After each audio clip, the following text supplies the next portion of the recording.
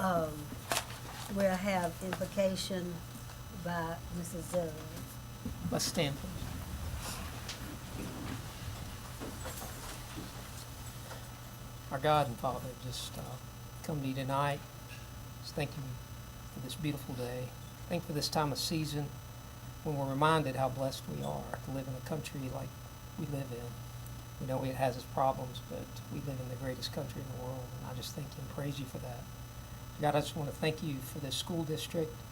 Thank you for each and every one that's represented here. I just want to lift them up this time.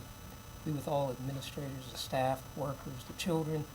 Just be with them this year to finish out this semester, to God, watch over them and keep them safe. Be with us tonight as we conduct the business of this district.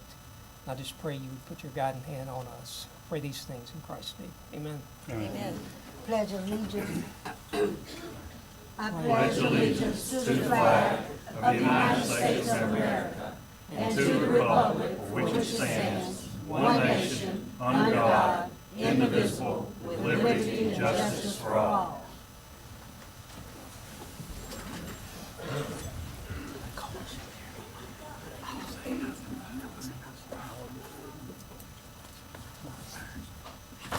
We have the agenda in front of us, and it goes.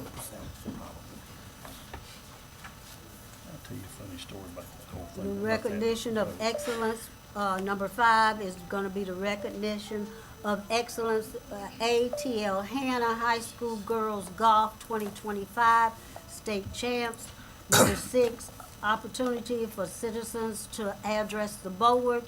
Number 7, action teams, October the 21st, action items, October 21st, 2025 board meeting minutes, policy FKKF, community use of school facilities, the second reading, and then we have like IAR, KFR, community use of school facilities. Policies JJE, student fundraising activities for first reading, ARJJER, student fundraising activities. Policy IKC, class ranking, grade point average, first reading. Superintendent's contract, superintendent evaluation instrument, and 2026-2027 board meetings. Number 8, superintendent's report, State Department teacher recruit and retention, the staff force recommendations, South Carolina School Report of Card ratings, monthly finance reports, 102 N North Main Street appraisal, Midway Elementary property easement, and executive session, section 3470A1, discussion of employment, appointment, compensation, promotion, demotion, discipline, or release of any employees regulated by the public body. 2025-26 personnel resignations. And then we will adjourn after that. Could I get a motion? Madam Chair, make a motion we approve the agenda as presented. Second. It has been approved. It has been a motion and second. Do I have any discussion? So no discussion, all in favor by raising your hand. It's everybody. Okay, it's everybody. Okay, so we will start with, October the 1st. No, recognition. Excellent. Number 5. Recognition of excellence, TL Hannah High School Girls Golf 2025 State Champion.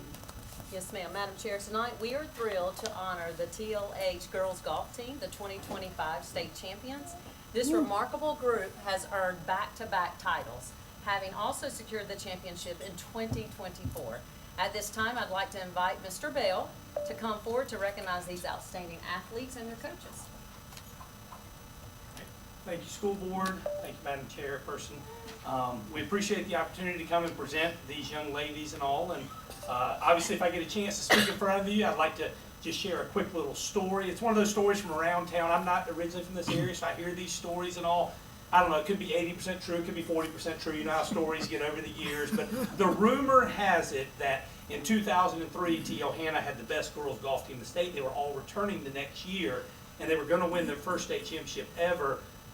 But they had a West Side girl who played for T.L. Hanna. And supposedly Coach Luckadoo back in the day, the rivalry between West Side and T.L. Hanna was very strong. And Coach Luckadoo was not going to let T.L. Hanna High School win a state championship with a West Side girl as their #1 player. So in 2004, West Side started their very own girls golf team. On one side of town, there is belief that it was to spite the T.L. Hanna group so that they could not win. On the other side, it's, well, we wanted to start a thriving program because we had a lot of girls that wanted to play. So that story is the background. Obviously, it took 21 years for the girls to finally break through and win a state championship. Last year, we got to tell you about the remarkable finish, how we won in a dramatic playoff fashion. This year, we just get to talk about their complete and utter dominance of the state. They won all of the biggest tournaments in the state. We had 3 girls claim all-state recognition. We had the #1, the #2, and the #5 girls. We have 3 girls who are ranked in the top 11 in the state rankings. Our team broke the school record 4 times this year. In high school boys golf, if you break 300, you're really, really good. In girls golf, you get below 310, you're doing really well. Our girls golf team this year set the school record, actually breaking 300, shooting a 298 at the upper state championship. It was a great group of girls. They have outstanding grades.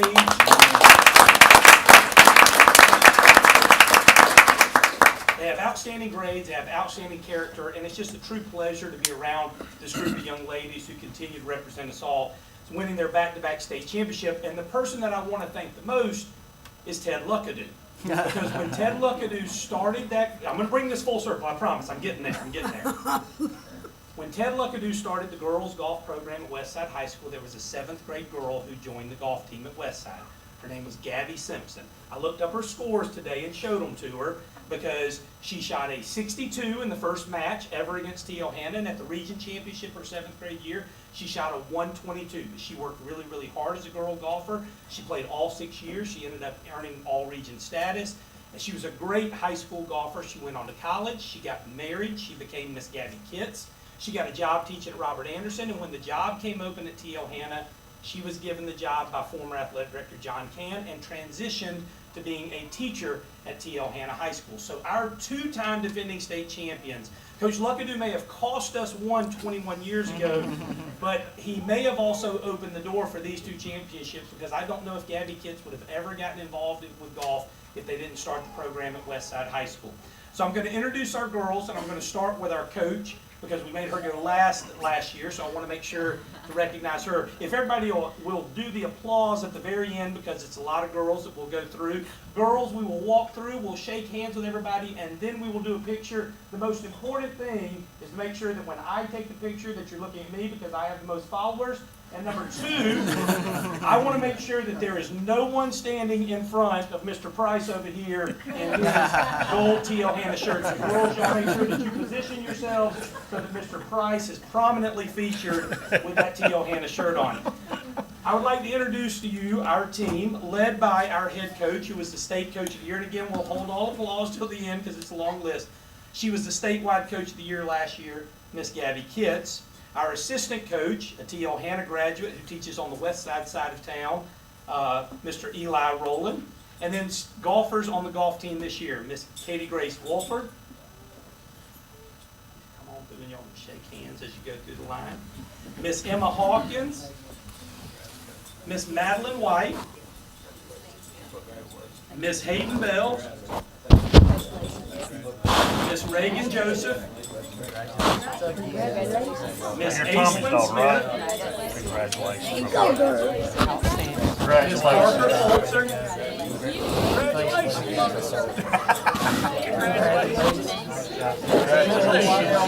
Oh, it was horse.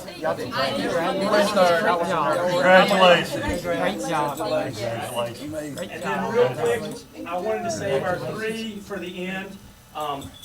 2-time All-State golfer. She was the upper state champion, and she's now a 3-time All-Region selection. She's only a sophomore, Miss Sierra Schultz. I wanted to also recognize now 2-time All-State golfer and 3-time All-Region selection. She also broke the school record this year with the 65, Miss Sarah Erlingpoiser. Wow. And finally, she's our one senior who will be graduating, headed to Western Carolina to play. She was the individual state champion, and she's the first girl golfer at T.L. to ever win 6 all-region awards for her play. Like I said, she was the individual state champion, Miss Marissa Scaletta. Congratulations. Wow. Ladies and gentlemen, the 2024 girls golf team from T.L.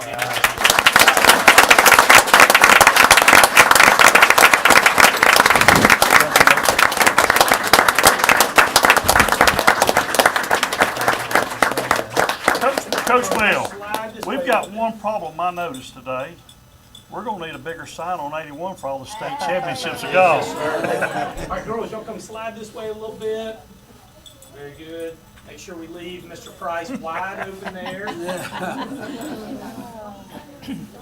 right, everybody. All right, here we go. Looking at me. Great job. Here we go. All right, y'all look at this right here.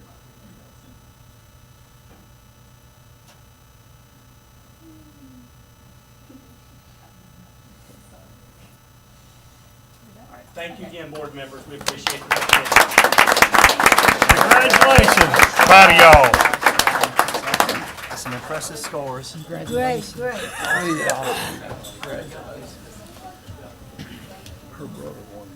And them 2 girls that I met tonight, I love y'all already.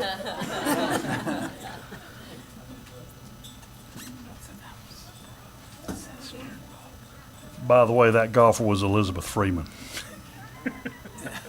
She's now an attorney.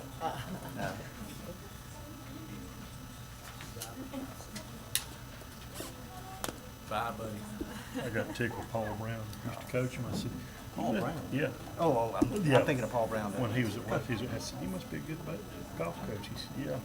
I get her clubbed out Elizabeth U too without I get out of the way. That's what a golf coach generally does. You don't want to mess with their swings. Do not mess with their swings.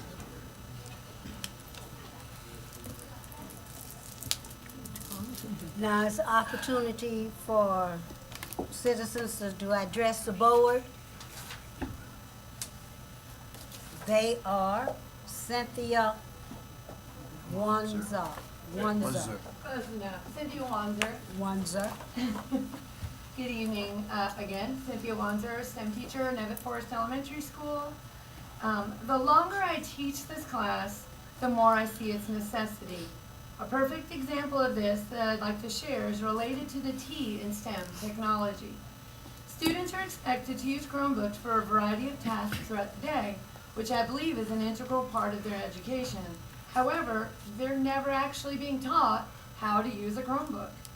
I have spent 4 class periods with each of my first and second grade classes working on basic skills like turning the computer on and off in a way that would allow it to update, clear temporary memory, freeing up RAM so it runs more smoothly. The students were taught how to use the shift key to make capital letters and utilize the different symbols like $ and question marks.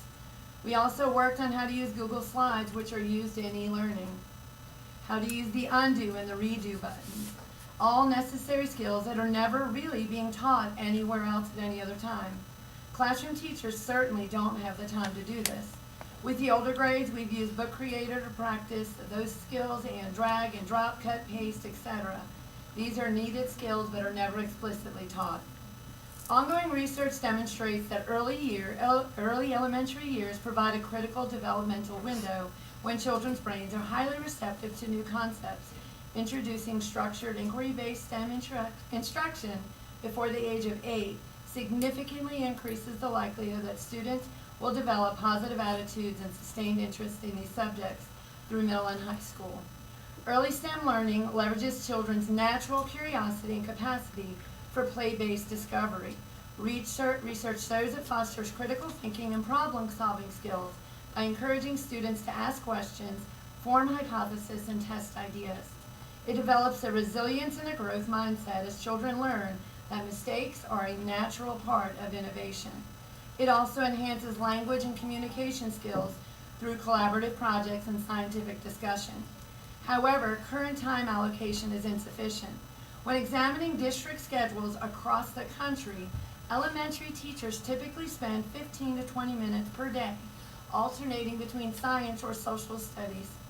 In a perfect scenario with no assemblies or other schedule interruptions, students then only receive 1,800 minutes of science instruction across 180 school days. My students in 4th grade recently spent 180 minutes in my room doing one project. We must act now to expand STEM in our elementary schools. I acknowledge there will be many challenges. The same research advocating for early STEM education also reveals many current teachers receive minimal science instruction in their own elementary years and are intimidated. These challenges are not insurmountable. With proper support, professional development, and dedicated STEM instruction, we can equip both our teachers and students. Thank you. Thank you, Thank Ms. you. Wanzer. Thank you for coming each time that you come. Is it London? Garland? Landon? If it's not Sandra or George, I can't say it.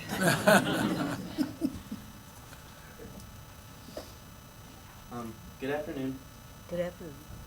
My name is Landon Garland, and I'm speaking today on behalf of my marketing management class regarding a vacant property across from Westside High School. The vacant property has sat unused in our community for more than a decade. The lot totals 19 acres and is split into two parts, Parcel A and Parcel B. For the last 3 years, Westside's marketing management class has explored options for the lot with a project called the Vacant Lot Project. Today, I will discuss why this property is an important problem for the Westside area and why we need a change. The current condition of the lot detracts from the appearance of our school and negatively impacts the visual appeal of the entire Westside community. Not only that, but the area is filled with hazardous glass and old debris. This property, however, offers numerous opportunities. It could be utilized for so much more, such as a freshman academy or a driving school. Despite these possibilities, no development has occurred yet. To move forward with this proposal for this property, we respectfully request the district formally engage with local government bodies as well as Ingles Corporation, as they are the current owner of both lots. If selling the property is not an option, please request that they remove the for sale sign, clean it up, and allow for green space. On behalf of the students of Westside, we care about Anderson and cleaning up the lot. It goes a long way in creating more pride in our community. Thank you for your time. Thank Great you. job. Thank you. Great job. Thank you.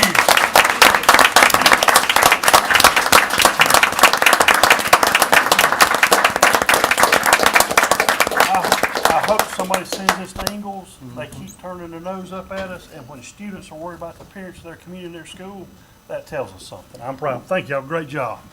Great And job. their class reached out to me about a month ago and went and spoke to them, and these kids have been worried about this for several years. So I hope we can get the ball rolling on this. And if they can't listen to students, they can't listen to anybody. Thank y'all again for coming. Yeah, I really appreciate that too, because I thought we owned everything over there, because this is across the street. Okay, Yep. across the street. And Okay, I thought it harbors a drug haven, let's be honest. Okay, okay. Thank you. Zeke.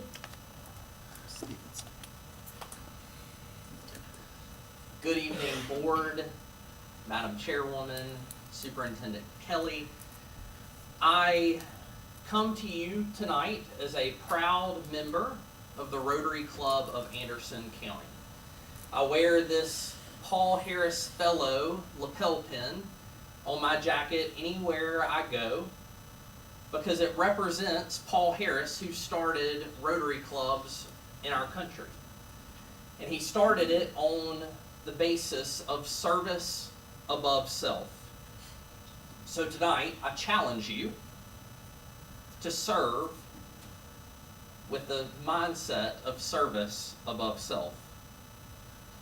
Instead of appearing in your nonpartisan position as a school board trustee at a hyper-partisan political forum, practice service above self for our children, serving with integrity and professionalism. Instead of busying our superintendent with unrelated appraisals on buildings you think the district should sell, practice service above self by allowing our incredible superintendent to more effectively serve in a way that lifts up our students.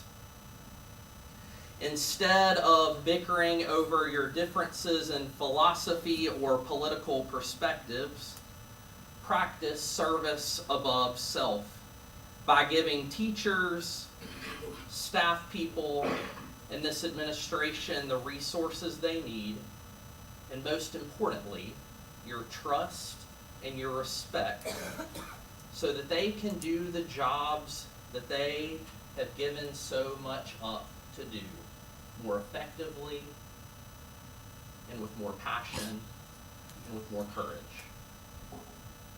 Board, practice service above self. Thank you. Thank Thank you. you. Thank you for coming. sir.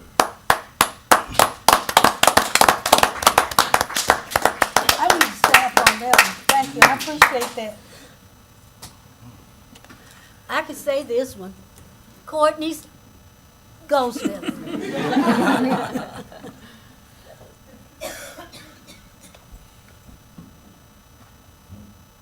Good evening, Anderson 5 Board of Trustees, Madam Chairwoman, Superintendent Kelly, and all employees, citizens, and guests that are present tonight. My name is Courtney Goldsmith, and I teach 6th grade math at Robert Anderson Middle School and coach cheerleading at Westside High School. I stand here as the current District Teacher of the Year to say thank you for all that you are doing for A5. Sometimes we don't hear those words as often as we should, and I wanted to say them to you all tonight. I attended the SC Teacher Forum Conference last week in Myrtle Beach, where all the District Teachers of the Year gathered together for 3 days. We were recognized and celebrated for all of our hard work, and then we were encouraged and inspired to always remember our why, not only as teachers, but also teacher leaders.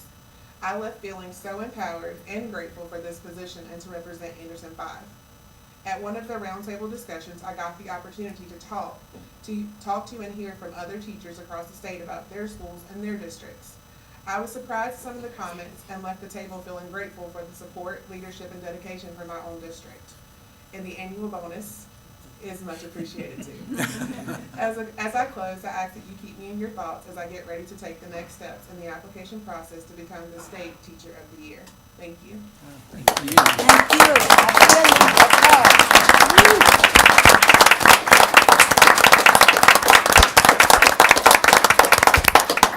oh, you left the keys for that car. And I think we all recognize also both T.L. Hannah and Westside cheerleaders to qualify for the state competition this Saturday. And also both football teams in round 3 of the playoffs. So things are going well. Whoop, whoop, whoop. TL. Okay, that was the last one. Okay, let's move right along. Down to our action items and October the 21st, 2025 board meeting minutes. Do I have a motion to approve the board meeting minutes? Madam Chair, I'll make a motion we approve October 21, 2025 board meeting minutes as presented. Second. It has been moved and second. Is there any discussion? There's no discussion, we will vote by our hands. It all passes. Policies. First, okay, let me try.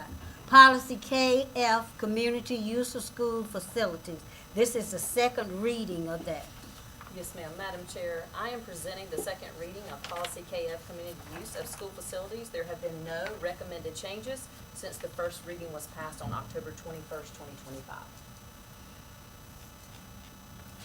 Okay, Madam Chair, I make a motion we approve policy KF, community use of school facilities on second reading. I'll second it's had been moved and properly second that we would do policy KF, Community Use of School Facilities on second reading. Is there any discussion? I would like to say thank you to the board and Dr. Kelly and Wes Grant for working diligently on this amendment to this policy.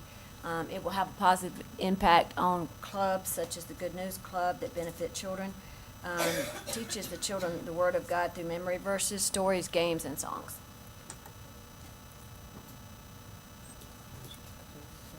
Okay, so that was the discussion. Well, I'm just Yes, ma'am. Okay, thanking everybody. okay, but we will vote by raising our hands. Okay, that's everybody. Okay, now we're gonna go down to AR, KFR, community use of school facilities. Yes, ma'am, that's just the rule that goes with the policy that you all just approved.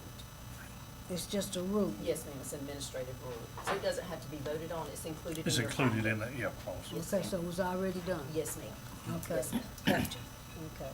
So all the other stuff that's here goes along with that Yes, ma'am. when someone wants to rent it?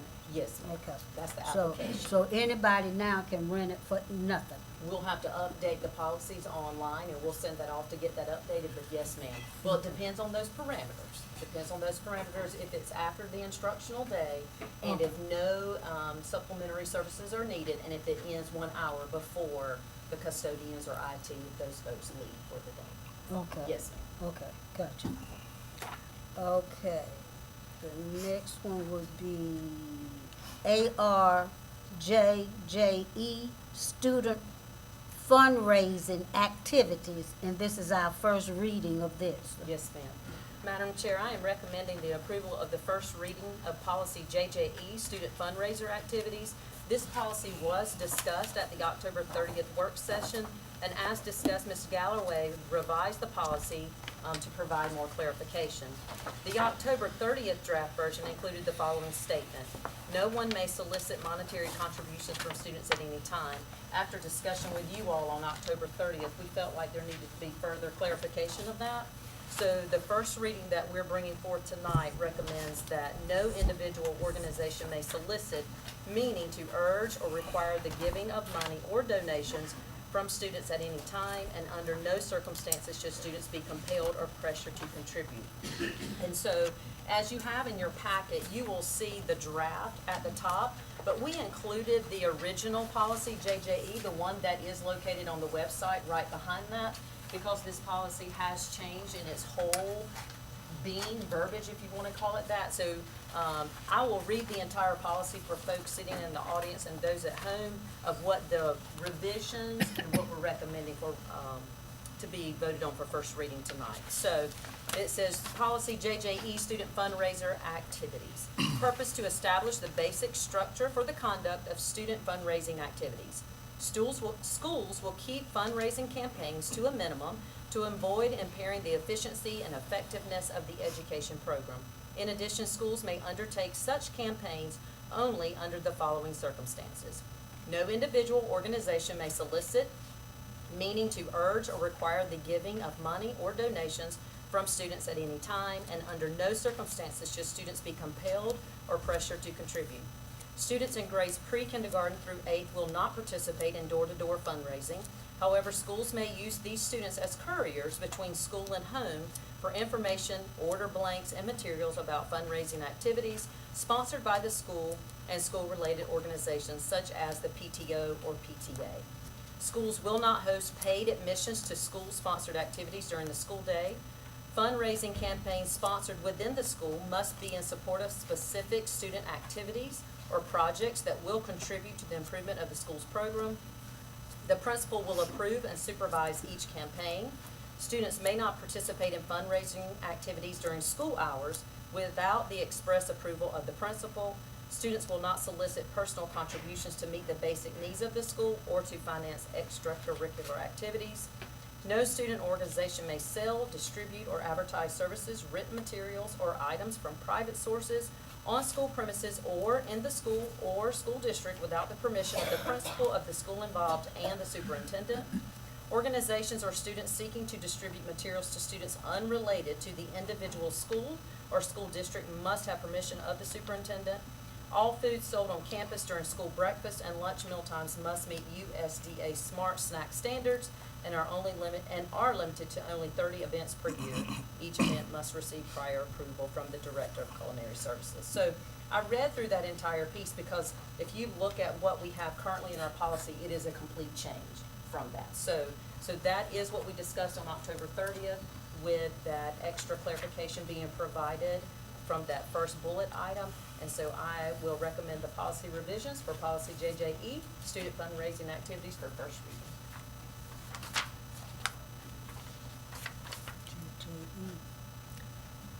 Madam Chair, I'll make a motion that we accept first reading on the policy revision for JJE, student fundraising activities. I'll second that. Okay, we have a motion and a second to approve this as first reading. Is there any discussion? I just have one question. On the rule, right at the end, it says, "No teacher or employee of the district," excuse me, excuse me, "No teacher or employee of the district will be required to participate in any fundraising activity sponsored by a parent or student group, such as but not limited to PTA, band boosters, etc." I don't know if I could speak to the rule at all, but I guess I'm curious if we could add the word organization there along with parent and student group. I guess my concern is, are teachers ever required to participate in a organization's fundraisers? No, sir. No, sir, they're not. Would you be willing to add that word to that rule? Sure. Perfect, thank you. Probably ought to say district as well, because we don't force anybody. Okay. Okay, I'll be glad to add those. Thank you.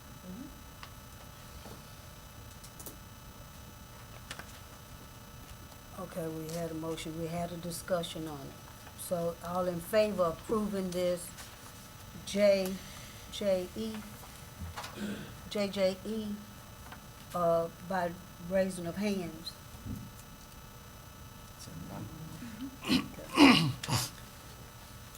the next one, policy IKC, class ranking, grade point average, first reading. Yes, ma'am, Madam Chair. I am recommending the approval of the first reading of policy IKC, class rankings, grade point averages. The following revisions are being recommended.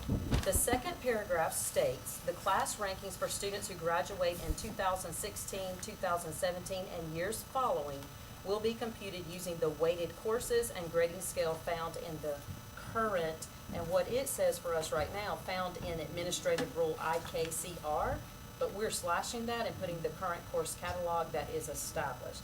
When Ms. Elrod and her team were looking at this policy, the rule IKCR did not exist. So there was not a rule located. Now, maybe in 2017, the last time this was reviewed, there was a rule, but right now, if you go onto our website, there is not a rule for that. So that's why that was crossed through.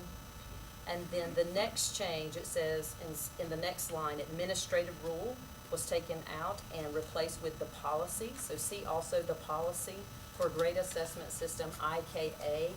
Again, that IKR is struck out because we don't have a rule for that. I'm not sure why that's there. And then additional clarifying language was added to the last paragraph, and it says, eligibility for the valedictorian and salutatorian requires that the student be enrolled in the graduating high school for the final 4 continuous semesters immediately preceding graduation and be completing the 4th year of high school. Before this revision, we had, they must be in the final 4 continuous semesters in the same high school, and that did not make sense to me.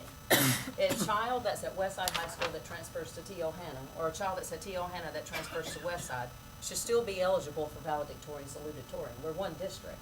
And so we took that piece out, saying that as long as you're in the school, right? And it didn't matter if you were just at Westside or just at T.O. Hanna. So I'll read that again. Eligibility for the valedictorian and salutatorian requires that the student be enrolled in the graduating high school for the final 4 continuous semesters immediately preceding graduation and be completing the 4th year of high school. The students should not have retaken any coursework in grades 9 through 12 for the purpose of raising their grade. Eligibility for being designated as junior marshal requires that the student be enrolled in the prior 3 continuous semesters in Anderson School District 5. So that language was added just to provide clarity. Who usually do this, the guidance counselor? Yes, ma'am, they work together. They work together, who is the other Guidance and administrators to Okay. check the transcripts and all of that. Okay. Yes, ma'am. Dr. Kelly, let me ask this question. When you say enrolled, that means enrolled as a student and not as an athlete, correct? Correct. You Okay. have to- Yes, sir. Yes, sir.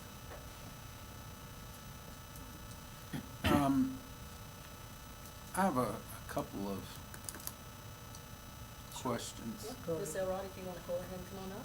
The class ranking for students who graduated in 2016, 2016 or 2017 and years following will be computed using the weighted course and grading scale found in the current course catalog that is established. So who establishes the course catalog So each year. and where can it be found? It's online, and each year, actually, the next time we meet. That doesn't mean it can be found. Yes. In January, you will be provided a hard copy also, and parents at their IGP meetings can request a hard copy, but they are referred to the link in their meetings at each high school with their guidance department. I have brought for you though, what has been our uniform grading policy, or grading scale, excuse me, the weighted scale in the state of South Carolina. You came And prepared. this is, I'm sorry? You came prepared. I did come prepared for this, yes, sir. And, this is part of the course catalog that we have had in place. It is part that, I remember when my children were in school, that we could look at the weightings of each class and how that was determined with their GPA. So I wanted to provide that for you tonight in case you did have any questions about how the weighting looked in each class based on their grades. Well, my question, AKC-R was a policy or a rule attached to a policy.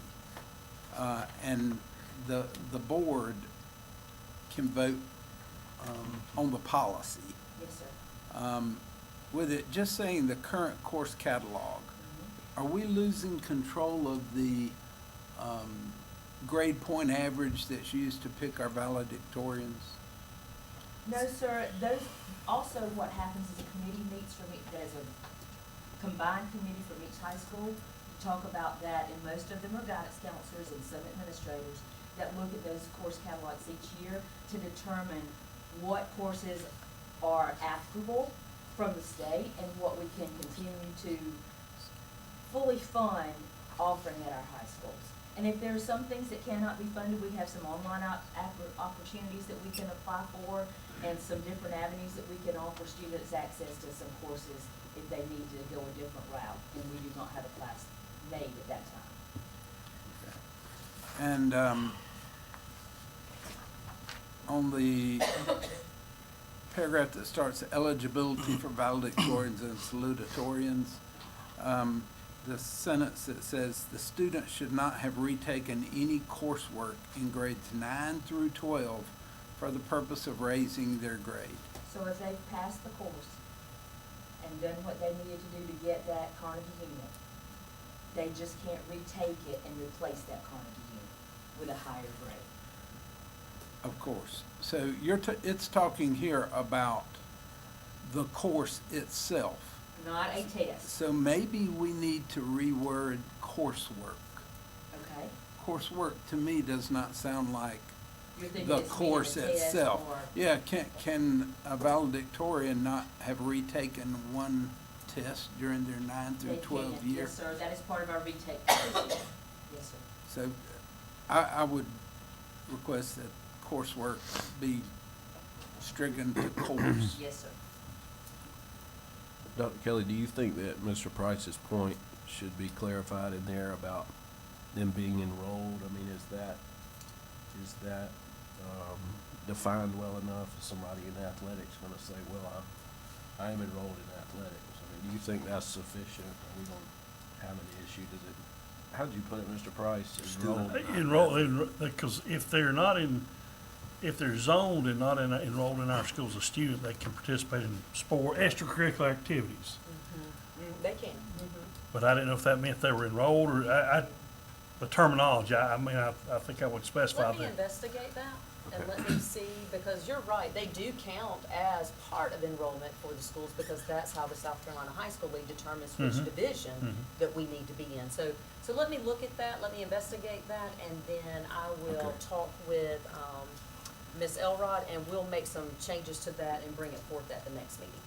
So we can go ahead and vote on first reading. Correct, and then I'll make finish it those up. provisions. Yes, sir. Good. Yes, sir. I want to go back to what Mr. Bradshaw mentioned in the second paragraph. That was a little confusing to me, too. In the first paragraph, or the first sentence of that second paragraph, it says 2016-17 and years following will be computed using the weighted courses and grading scale. I think board-approved courses, weighted board-approved courses would be good there. Okay. And grading scale found in the current course catalog that is established annually. Okay, found in the code, okay. She has that there, right? But my question and concern is who is establishing the course catalog? And I had that same conversation with Ms. Elrod today. I feel like that we need to create a rule for IKC and put this in there, in that rule, so that the weightings you just received would be mirrored right behind this policy, and then it would be a rule. A rule doesn't have to be voted on by the board, but we could add that into the rule, so it would then say card catalog and IKC I bar. could support that, yes.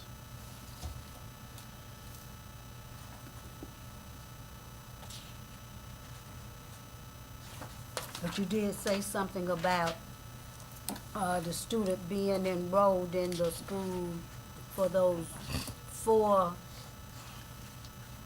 what was it for the Yes, 4? ma'am, the last paragraph, where it says eligibility for the valedictorian and salutatorian requires that the student be enrolled in the graduating high school for the final 4 continuous semesters. So that's all of the junior year and all of the senior year. Okay, Yes, so ma'am. I can't come in as a senior That's from New York City, That's and, correct. and I'm the smartest thing there. That's Okay. correct. Or homeschools where grading is can be very speculative, how grades are Exactly. given. Exactly. So, Yes. Okay. It's not apples for apples No. comparison. Do we wanna put that in there? I mean, do we wanna, or that means that? That's what that means. prevents, Okay. yeah. Yes, Okay. ma'am. But I'll define enrollment to ensure that it is enrollment within Academic classes. academic enrollment, Yes, yep. yes. Okay. Okay. I just wanted to make that, other thing, I didn't wanna name any of our schools. I just wanted to say New York, whatever. Okay.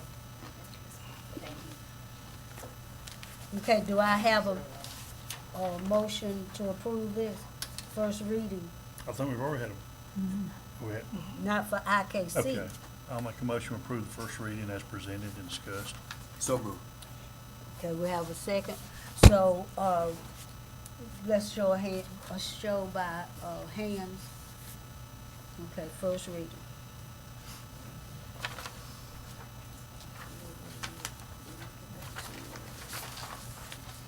Now we have monthly That's what I was getting at. superintendent contract. We did that the last time, but we left something off. Madam Chair, I'd like to make a motion based on the superintendent's positive evaluation for the 24-25 school year, and in addition to the action taken at the September 16th board meeting, I move that we provide the superintendent with a 10% annuity contribution conditioned upon a satisfactory evaluation for the 26-27 school year. The board previously authorized the same contribution amount for the 27-28 school year. Second. Okay, it has been moved to second that we would do this in the contract for the superintendent.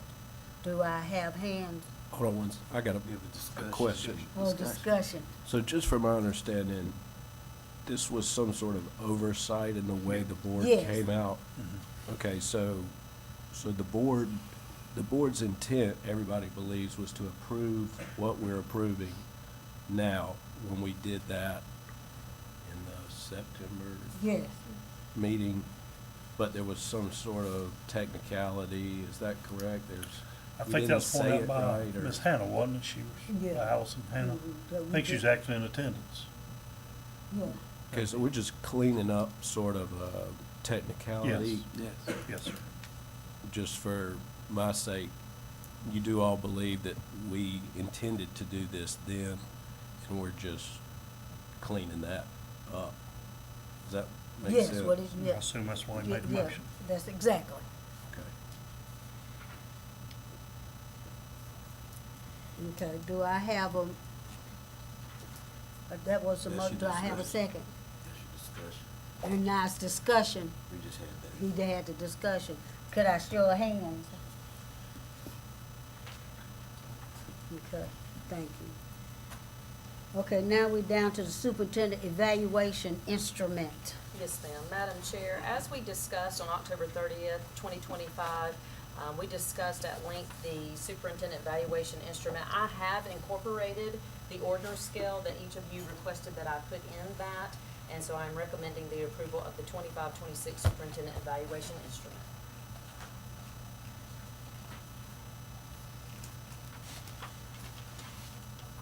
Do I have a motion on the instrument?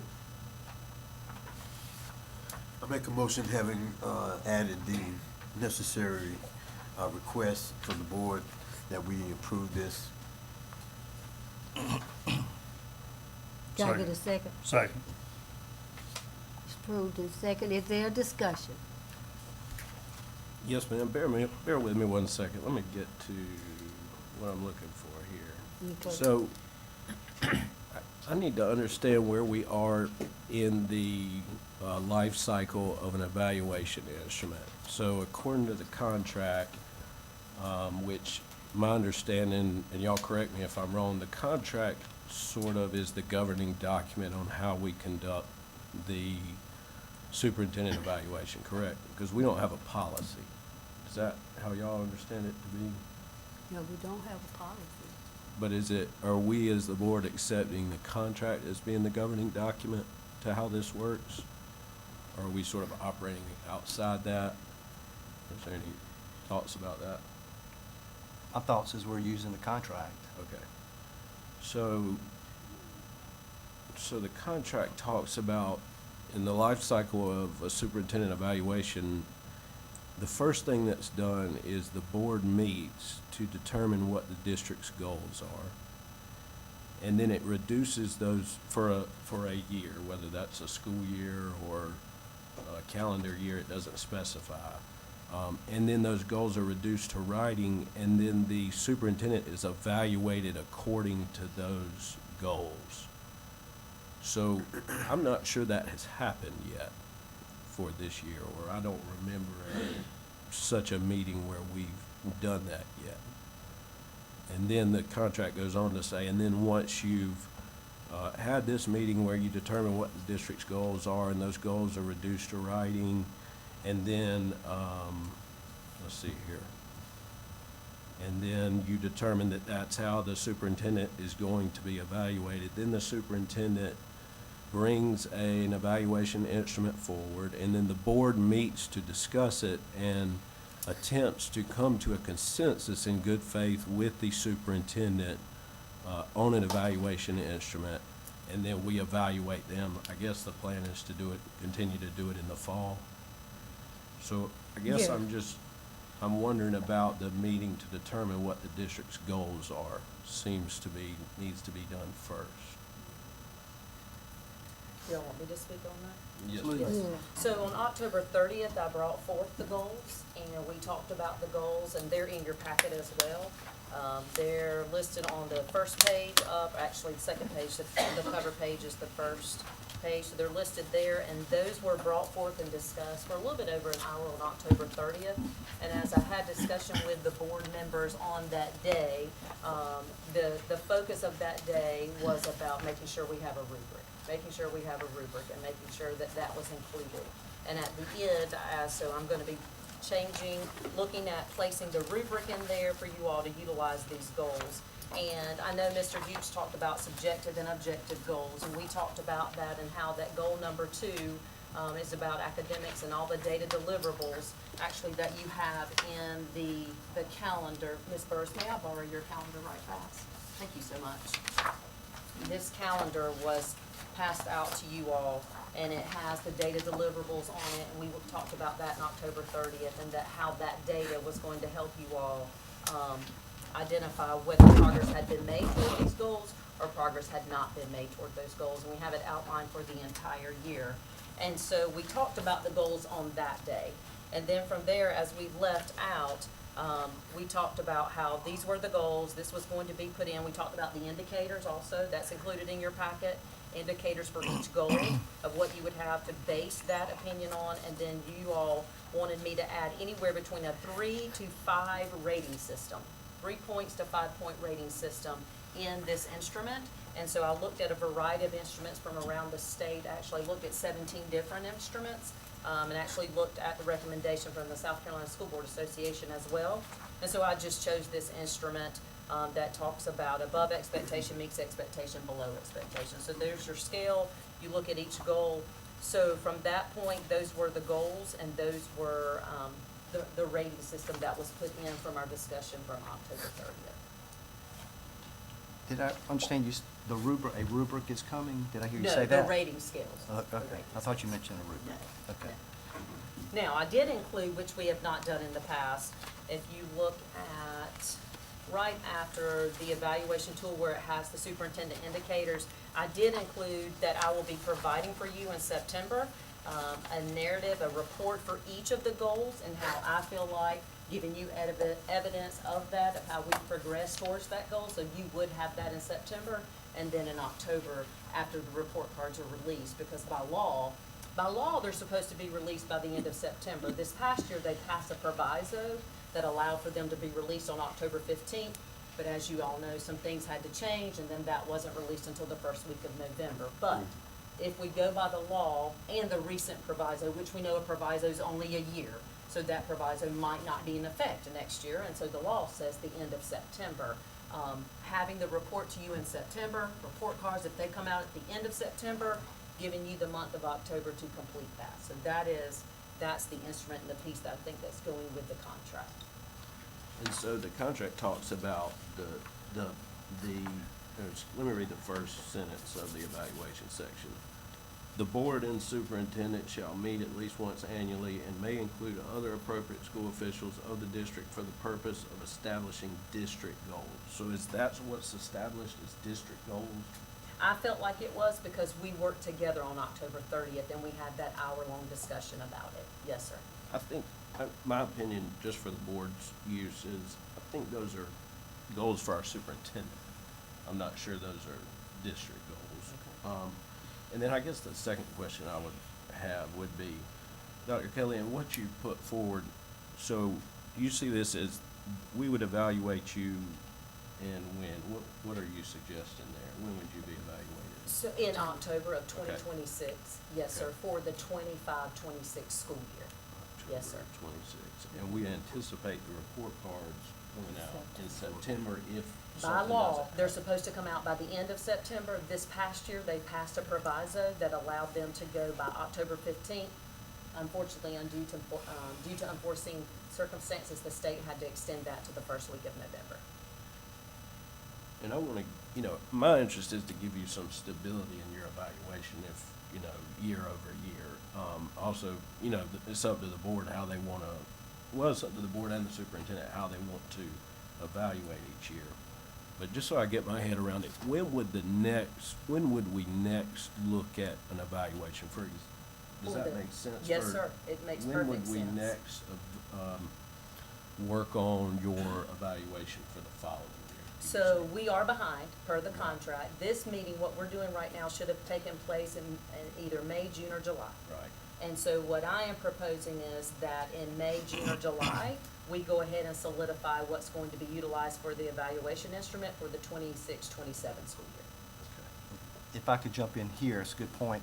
And to your point, both of y'all's point, that's why we're behind, because we missed that summer deadline.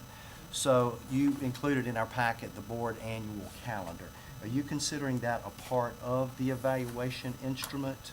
Yes, you can utilize that to ensure you get the data points, because as you noticed in that last column, all of the data points have which goal they support. Right. So that will help you, and I took those data deliverables from your priorities. I polled each of the board members, all of the data points that we take. That you have on the calendar is just an excerpt of the data points that we take. And I gave all of our data points to you all and said, if you'll tell me what is a priority for you and what do you think is most important. And then I took that information and included it into the calendar. Also stating that any of those data points that aren't on the calendar at any time we will get for you and help you in any way with that. This is very helpful, and I just want to, because we're going to vote on the evaluation instrument. I'd like to make sure somehow that this is absolutely a part of it and that it's included, because I don't want it to get lost. Yes, And going back to the summer piece, this starts July 2025. Just to make a note, or either add July of 26 and August of 26, that we will do what Mr. Thompson and you mentioned, we need to get the evaluation instrument and the goals done Oh, yes, per sir, the I contract. have already added that for Yeah, next year. perfect. So, Yes, sir. But for the clarification of the board, as we vote in just a second on the superintendent's evaluation instrument, that would include, as standard procedure, Yes. just a calendar. Yes.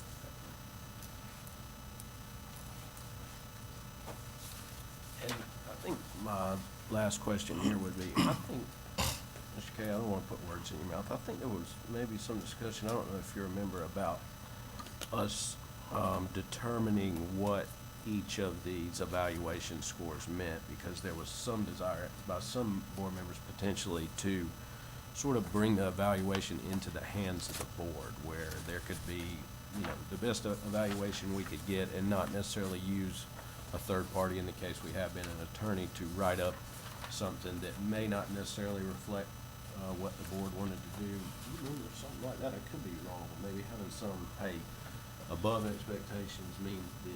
You know what I mean? I did ask for an explanation of the parameters that we set aside for evaluating the superintendent, and that we have an explanation that says above meets satisfactory, and what was that, exemplary? Exemplary would be a good one. Those type modifiers that would also allow us to effectively evaluate her and not put it in the hands of a third party to summarize for us, and that way it's not as subjective. I think that we are capable of making our own evaluation and tabulation. Once we have those parameters in place, then it's just a matter of tallying those. If I'm Dr. Kelly, do you think Absolutely. it's realistic to make that happen on this evaluation instrument, what we're talking about? Well, what I propose, if you look at in the instrument, if you look, and I apologize, I did not number the pages, I will definitely do that in the future. It is the 5th page that actually says Anderson School District 5 Superintendent Evaluation Summary, October 2026. I proposed in this evaluation instrument that legal counsel for Anderson School District 5 will review the evaluation results along with the input from the Board of Trustees and prepare a written summary, including any proposed amendments to the contract. If you go back and watch the video, we had conversations about that, and we talked about, and I think Mr. K was one that talked about that once there was information provided, that legal counsel could write this with a more clear evidence-based summary, because now, let's just take for goal number 1, the superintendent will maintain effective communication and a positive working relationship with the Board of Trustees during the 25-26 school year. If 5 of you voted above expectations and 4 of you voted meets expectation, well, there's a clear number. 5 of you think above, 4 thinks meets, and so then the legal counsel would have the wording that was needed. I think you all were saying that this year she just had to take your thoughts and create a word, Yes, like what she did. commendable or something like that. And so I did propose in the instrument that legal counsel still be involved, but actually take the actual information that you all provided. And I don't have a problem with legal counsel being involved, because once we provide the necessary tools that we talked about, then it's very easy for us to review what has come back from legal counsel and say, yes, this is in line with what we decided, or no, it's not. So I have no problem with the legal counsel being involved there. We need some guidance anyway. Yeah. And last question, Dr. Kelly, because we need you to sort of, you know, we're trying to come to some good faith consensus with you as a board. I think you know that our intent is to sort of make an evaluation that's, well, I won't speak for others. There has been some discussion about an evaluation instrument being more objective, and that's our goal, and we are behind for this year. Are you open to sort of working with us when we come do this next time? You know, I know you want some, and I would too, want some stability in my evaluation, but this is a process, it seems, to get this dialed in. You know, I guess my only holdup in approving this now is if I was to I would like to work on it more, but I know we're behind. So I guess what I'm asking you is, if come summertime, if you would make a good faith effort to bear with us as we dial this thing in, rather Yes. than, you know, as much as I want to give you the stability, I think there's more work to be done. I think you would like to get an evaluation instrument approved, and I think that's fair. But I would love the opportunity to continue to work on it, and, you know, if there could be some sort of, you know, good faith effort to work with us next year to maybe fine tune this thing, I'd appreciate that. Otherwise, and it's fine if you do, if you don't, please just be honest and tell me. Otherwise, I sort of feel like I'm gonna, you know, stick to, I wanna work on it now. If you feel like it needs to be the same this year and next, then, you know, tell me, and I'm gonna, you know, it probably won't pass, but I'm gonna say, hey, I wanna call a timeout and try to table this and, you know, create a work session where I can dial it in, unless you're willing to work, you know, in good faith next year to maybe, you know, make a few tweaks and get us to where I think we're trying to go. Well, I will 100% work with you, but I do want to make some comments. I'm giving you forth an instrument that I feel like captures the entire job of a superintendent. And I do feel like that there's going to be some goals that are subjective. That's just the way it's going to be, because there is no way to put a number on number one. Number one is, I can make it multiple goals within number one. Does superintendent give you a superintendent board brief every week? Yes, I did. Does the superintendent attend school events? Well, how many is appropriate for that? Does the superintendent hold parent engagement meetings? How many is appropriate for that? I'm holding 3 this week. Does the superintendent visit schools? In the last 2 weeks, I've visited 6, but that's not the norm for 2 weeks, right? So yes, I am more than willing to work with you on that, because according to the contract, we meet every year, because the board goals change every year. So yes, I will work with you on that, but I do feel like this instrument is a good instrument, in that I know goal number 2 really is all about accountability, and that goal is based all on our strategic plan. And that calendar that Mr. Dukes was referring to, and Cindy, I apologize, may I borrow this one more time? At the top of that calendar, it says, continuously increase the number of 3 through 8 students scoring at or above grade level. That is completely taken from the strategic plan. It just does not have increased it by 2%, but which is what we have in there.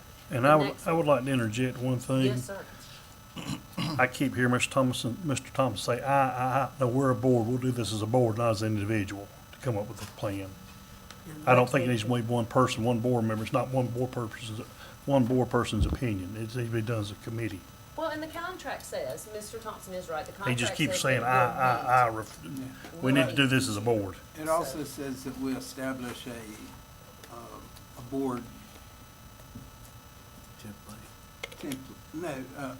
the evaluation instrument. We establish that as part of the evaluation.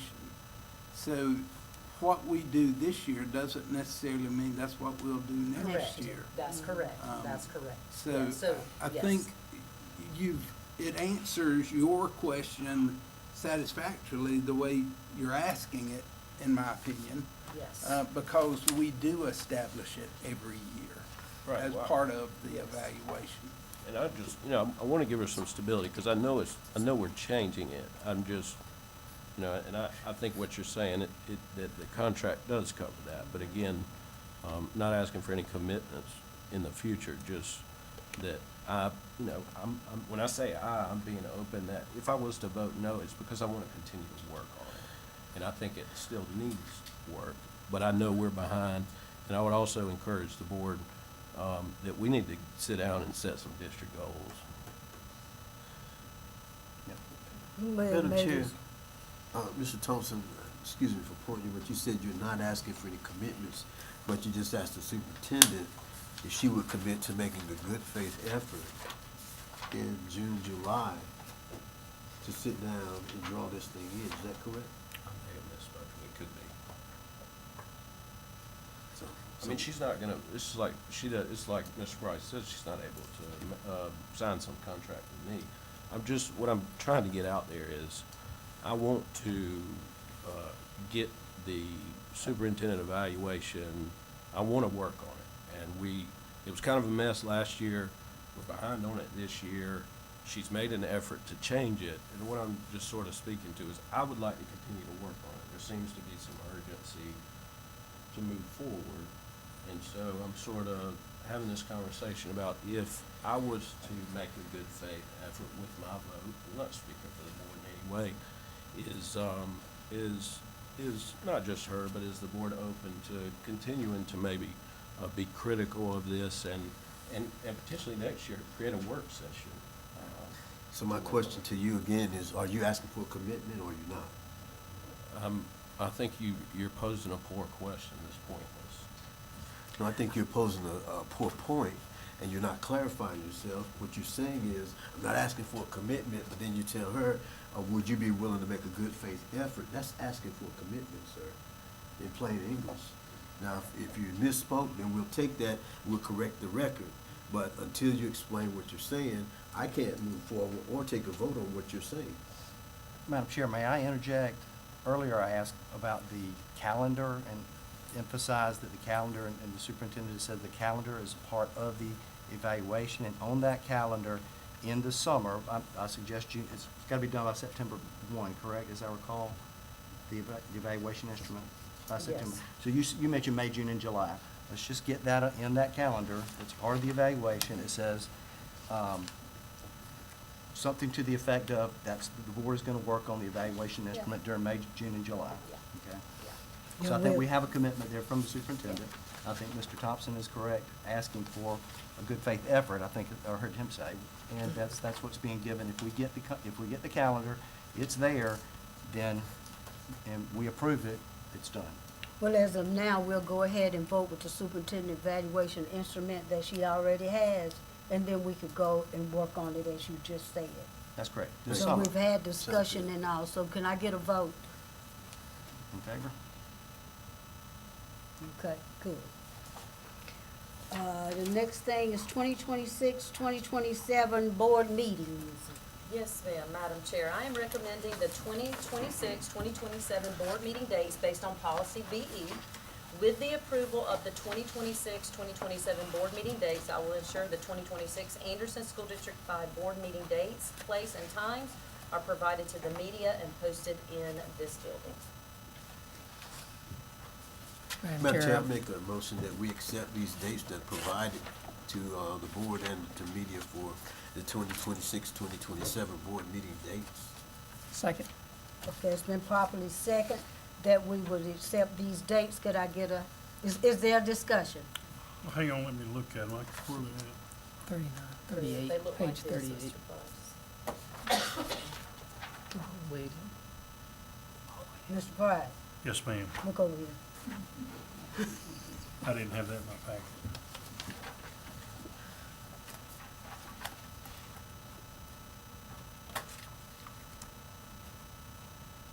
Okay.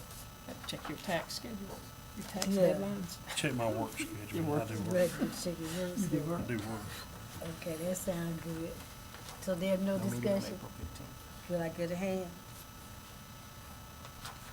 Okay, we accepted this, Thank you. Anderson School District 5, 26, 27 board dates. How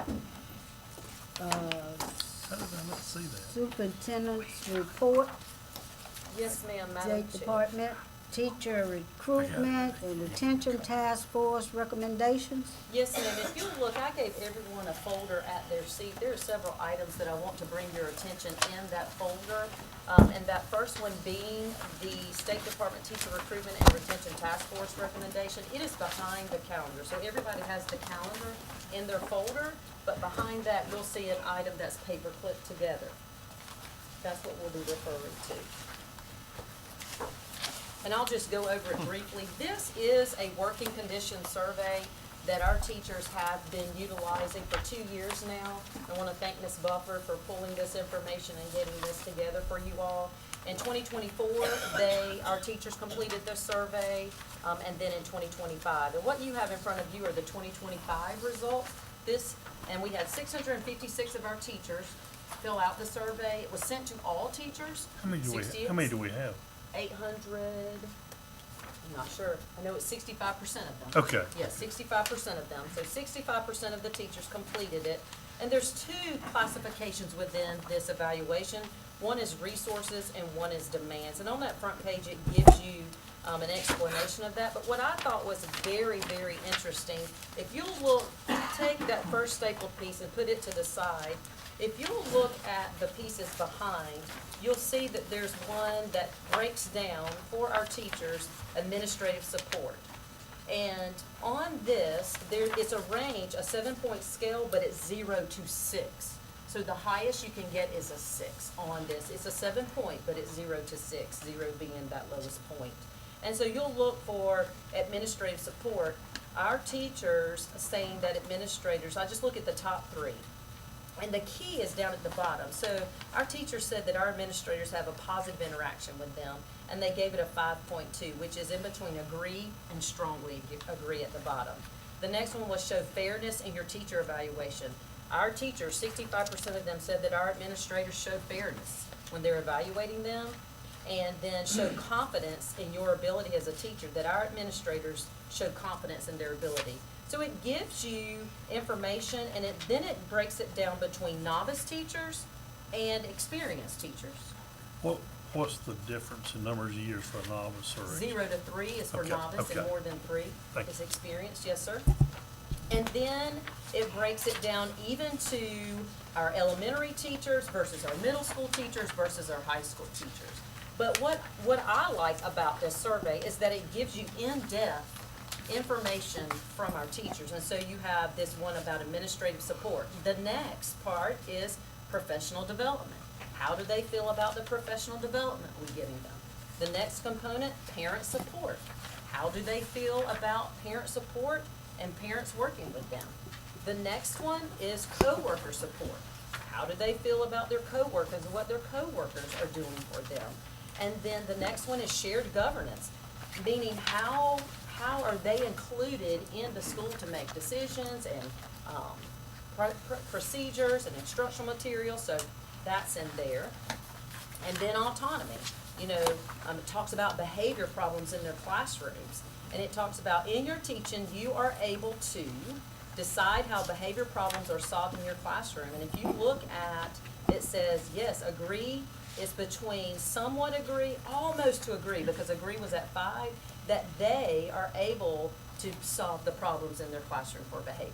So that's just the top one. But then the third one was be creative in your teaching. Our teachers feel like they're supported in a way that they can be creative in their teaching. It's a 4.8, and so that's in between somewhat agree, almost to agree. But then if you look at the next piece where it starts with workload, this is that second component of this survey that's offered by South Carolina. It's called Teacher Working Condition Survey. And the lower the score, the better on this. And again, you have the scale at the bottom. It's still 0 to 6. But you'll see workload. In your job as an educator this school year, how often have you experienced time constraints due to extracurricular and club activities?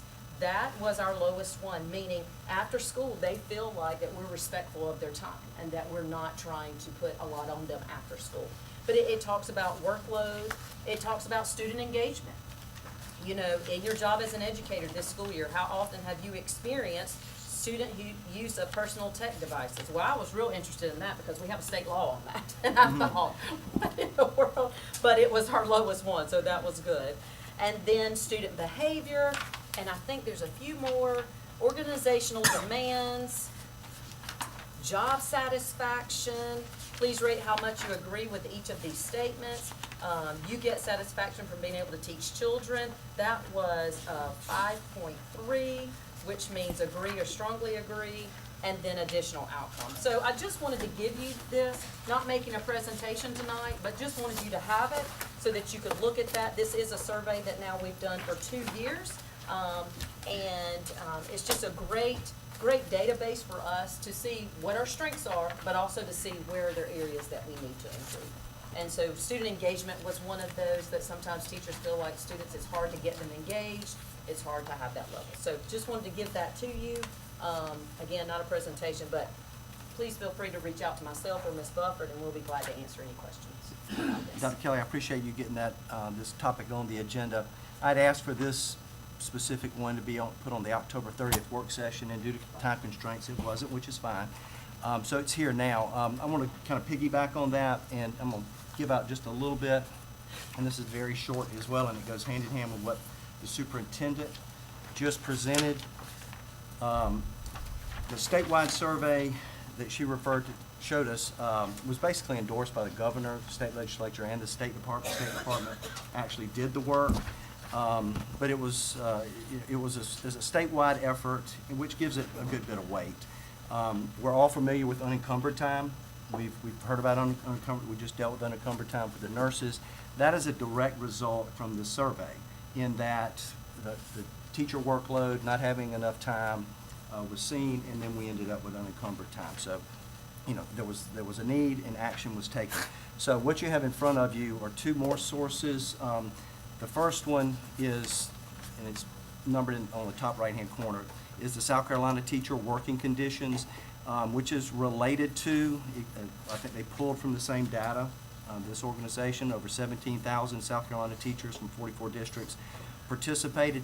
In the top right-hand corner, if you'll look at that, which is a little funnel, and I call them marbles, little circles there, those represent demands or categories of obstacles that teachers face every single day, and they are student engagement, student safety and health, workload, and student behavior. So those are 4 demands, but the way I see this visual, because you got the 4 marbles in the funnel, and those things, as they get heavier and heavier and start to weigh our teachers down, they come out of the funnel, they're on the lever down there, they push the lever down, teacher satisfaction goes down, risk of attrition goes up. In other words, teachers leave us.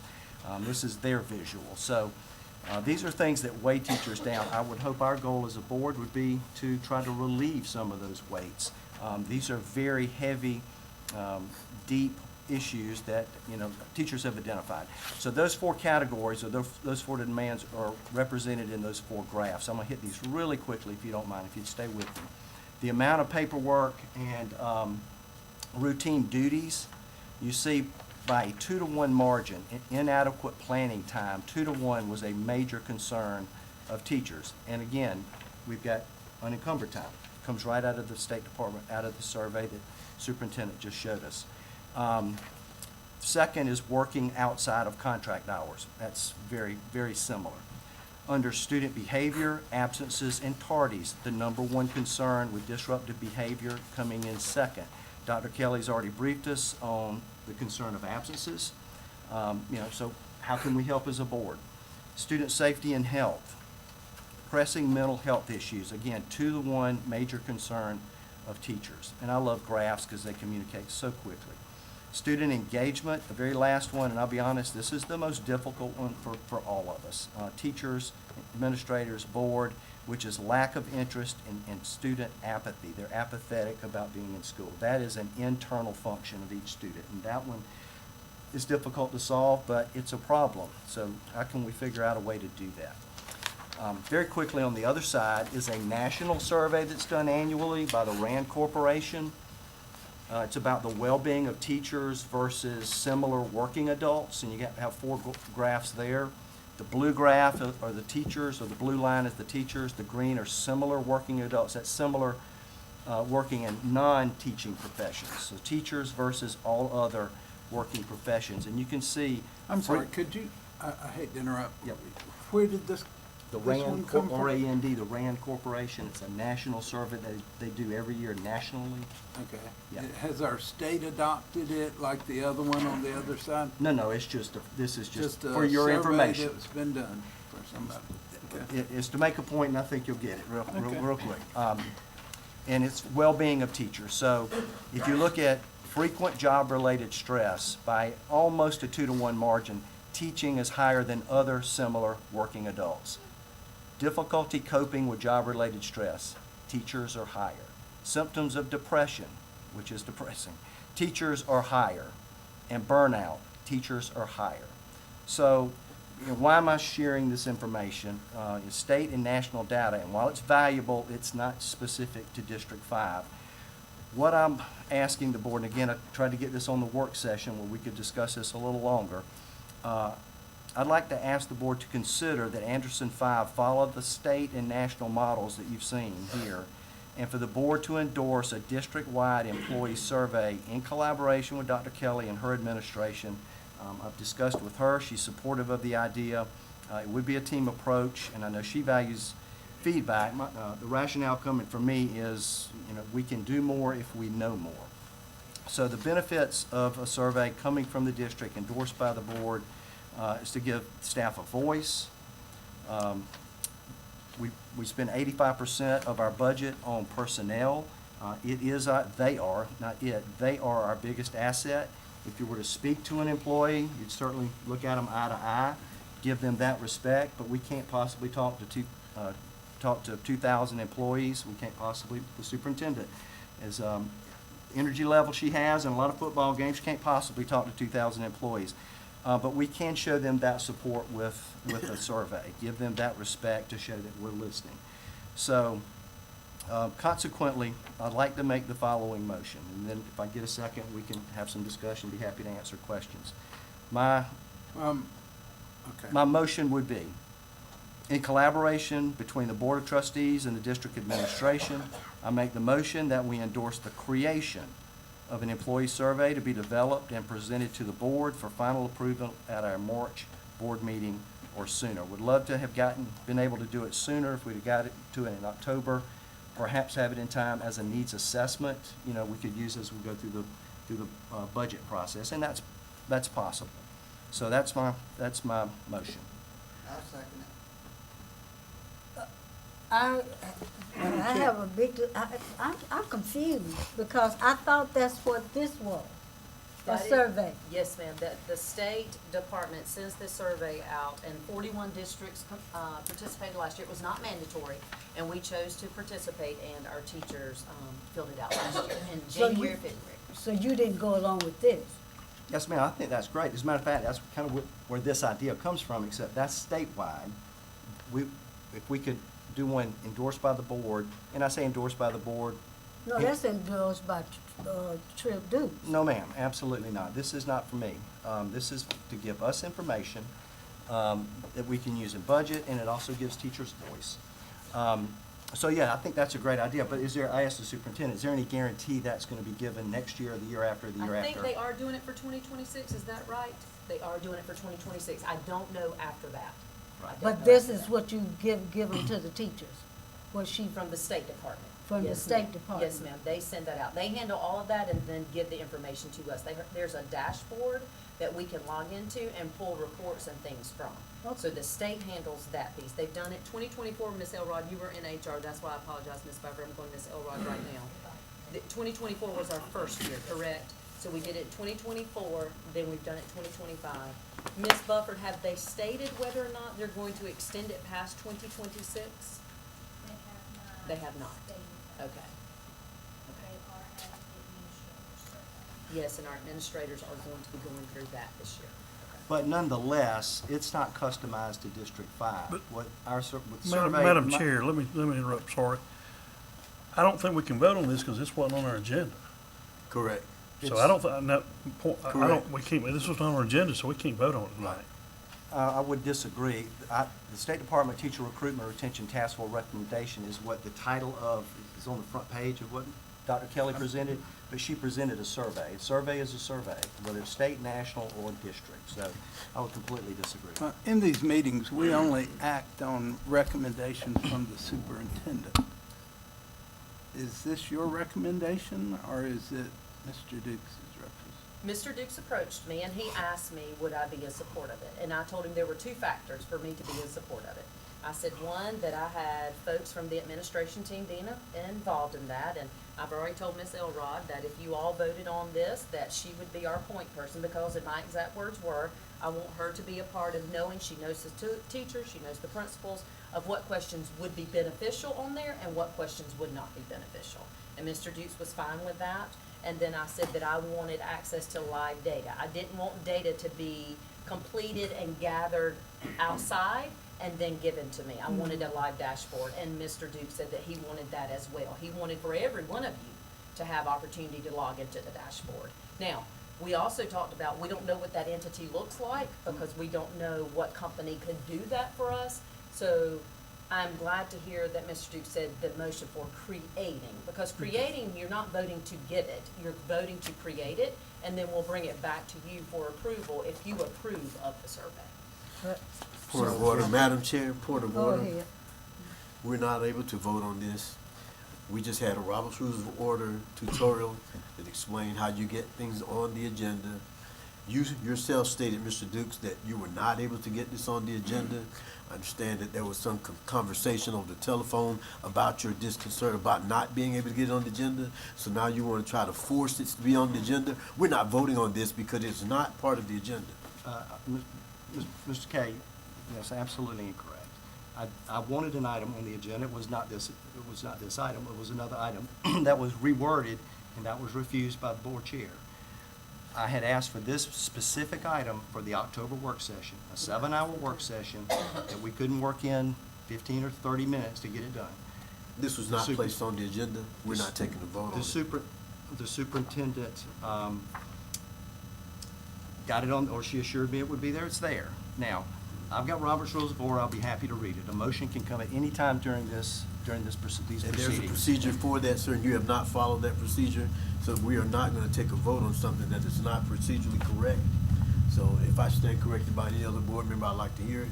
But until we follow procedure, Robert's Rules of Order, and agenda, and amendments to the agenda, we will not be voting on this particular item. And I'm not disagreeing with the survey, I feel like it's not on our agenda. It's not on the agenda, I don't disagree with it, but if we have a survey that we are doing, why can't we still do this survey 2026? We did it in 2025.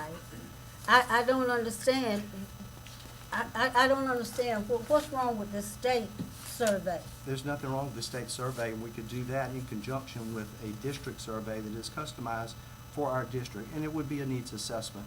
Now, going back to the agenda item, you're right, Mr. Kay, Mr. Cleveland came from the from the School Boards Association, who I've contacted, from the director. I talked to him, who consulted with Ms. Rita.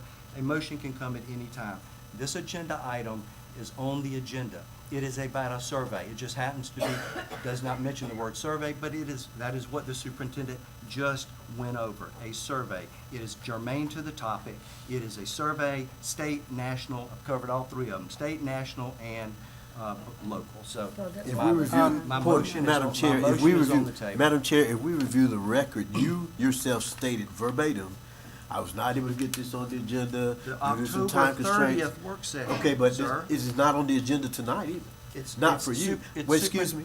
Don't cut me off while I'm talking. I'll give you a chance to talk. So this particular thing where you said you're gonna piggyback off what the superintendent was talking about, that's not an agenda item. That is you piggybacking to try to force a move on a vote of something that was not approved for the agenda. Madam Chair, firm. point of order. I think if you look at Robert's Rules of Order, it's the chairman's responsibility to say whether a motion is acceptable or not acceptable. Well, it's not acceptable. Point of order. I will defer to the superintendent. Madam Superintendent, would you please explain to the board whose agenda item that is? Who requested that agenda item for October 30th and for today? Oh, so for the state State Department teacher recruitment? 8A. Yeah, so it was proviso 1.1114, and then it was / work conditions survey. And I put State Department Teacher Recruitment and Retention Task Force recommendation because that survey is a part of that. But who And- made that? But yes, you made that recommendation back for the October work session, and I emailed, Ms. Leverett was on that, and I emailed because all of you had the opportunity, and several of you shared items that you wanted on the work session, and I had to cut several different items to ensure that we had enough time. That one's cut. The lighting or the camera system at all of the high schools, that was originally on there, but that was taken off just because we had so much we needed to talk about, but we had limited time. So it was asked to be put on the October 30th, and I did let Mr. Dukes know that I would not be able to do October 30th, but that we would try to do it in November. And it's on there for November, and this is now, as starting to feel personal, as I talked with with Madam Chair on several occasions, from being denied another agenda item. Now, this item is being pushed back on, which is very simple. You're going to deny a vote, the democratic process. You're going to deny the voice of the teachers, the voice of the employees, and I don't understand. I don't think the explanation rises to the level of just not vote it down, for that matter. No, Just vote it down. Mr. Dukes, I don't think I'm questioning those questions, it's just on the agenda. I'm not disagreeing You with the just other. got the answer from the Yeah, superintendent, sir. and that's all I was asking, I just didn't see it on the agenda. And Well, that was my point, that was what I was, my point. I I was understand, making. but the superintendent just explained that. Okay, she's explained that, but I don't agree with it. Madam Chair, So- you can certainly vote against it. Well, And I would- actually, she can rule it out of order and we don't vote on it. She can do that too. Well, let's do that. Rule it out of Could- order. could- What's the words that I say? That's correct. To rule it out of order, and we won't vote on He it. just pushes everything. Well, I mean, Okay. Madam Chair, point of order, just highly disappointed, highly disappointed. That's not a point of order. Superintendent's report Point of on privilege. That's not a point of South order. Carolina School Report Card Rating. Yes, ma'am, Madam Chair, I'm gonna ask Ms. Elrod if she'll come forward to discuss the recent release of the 24-25 South Carolina Department of Education school report cards, and then we'll answer any questions you might have.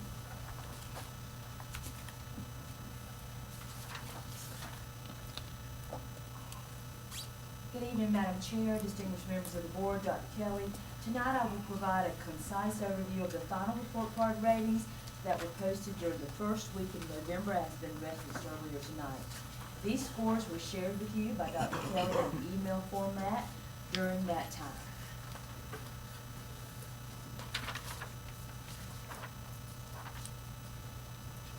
To begin with, I want to just review the guidelines for report card ratings are excellent, good, average, below average, and unsatisfactory. Excellent equals substantially exceeding the criteria from the state. Good equals exceeds the criteria from the state. Average equals meeting the criteria from the state standards. The schools performing at the expected level to prepare students for success after graduation is meeting average, good, or excellent ratings. The report card ratings are intended to show a balanced performance. The rating is based on a 100-point scale that considers multiple factors, so it does not necessarily mean that every indicator is average or above. Academic achievement is considered. Preparing for success, which is our science scores, is a consideration in this total average or total point process. ML progress, student progress, school climate, and graduation rates are all part of the school report cards. We are proudly reporting that 94% of our schools are meeting the state standard, a clear indicator of system-wide progress. Our ongoing objective is to ensure every student achieves their full potential and is fully prepared for college and career readiness through sustained academic success across all of our institutions. I want to point out on this first page here, and I do apologize for my voice tonight, that Centerville is at below average. However, they were only 1 point away from meeting average. They were under improvement this past year under a continuous improvement plan. They made great progress. We are looking forward to see this continued success there at Centerville Elementary. I also want to point out New Prospect was also under an improvement plan last year. They stood before you and presented their plan to you, and they came out at an average rating, which was outstanding for New Prospect. And then finally, and I do believe Mr. Roberts is still here at the back of the room, Westside High School moved to an average rating this year, and they were also here last year with an improvement plan. So I want to congratulate those schools for their excellence in moving their schools forward to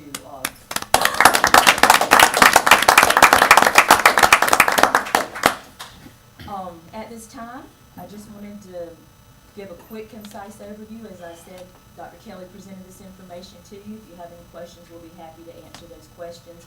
I have other information here, if you'd like, on how student progress is measured on the report card, and how our report cards have changed hysterically over the years. So if you'd like this information and any questions we can answer, I'll be happy to do so.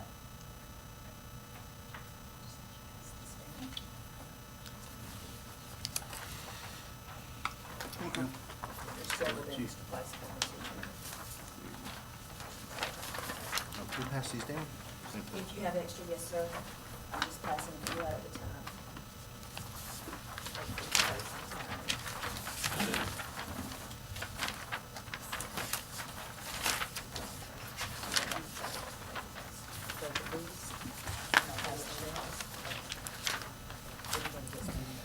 I got that. I'm sorry. I'm so sorry.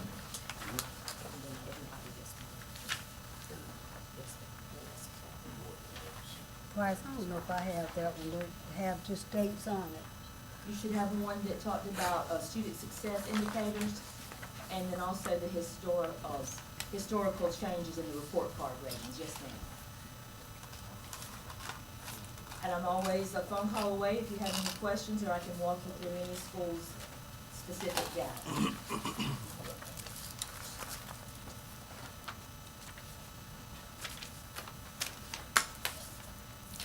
Thank you. Thank you. Thank you.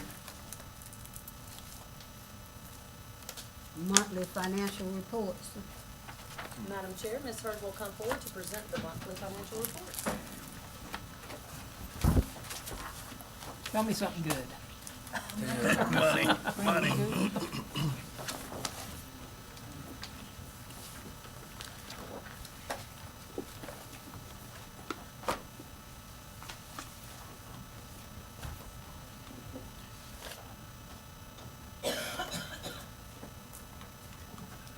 Madam Chair, Dr. Kelly, members of the board, good evening. Good evening. Quick update for you on sales tax. We will start with sales tax. This information was sent out to you with your board package.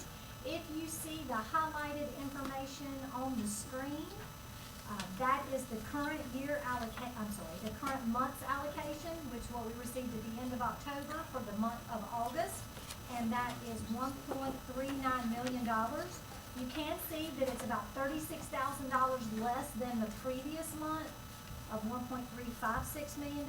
However, it is $79,000 more than the green bar up here, which is the same time of the previous year.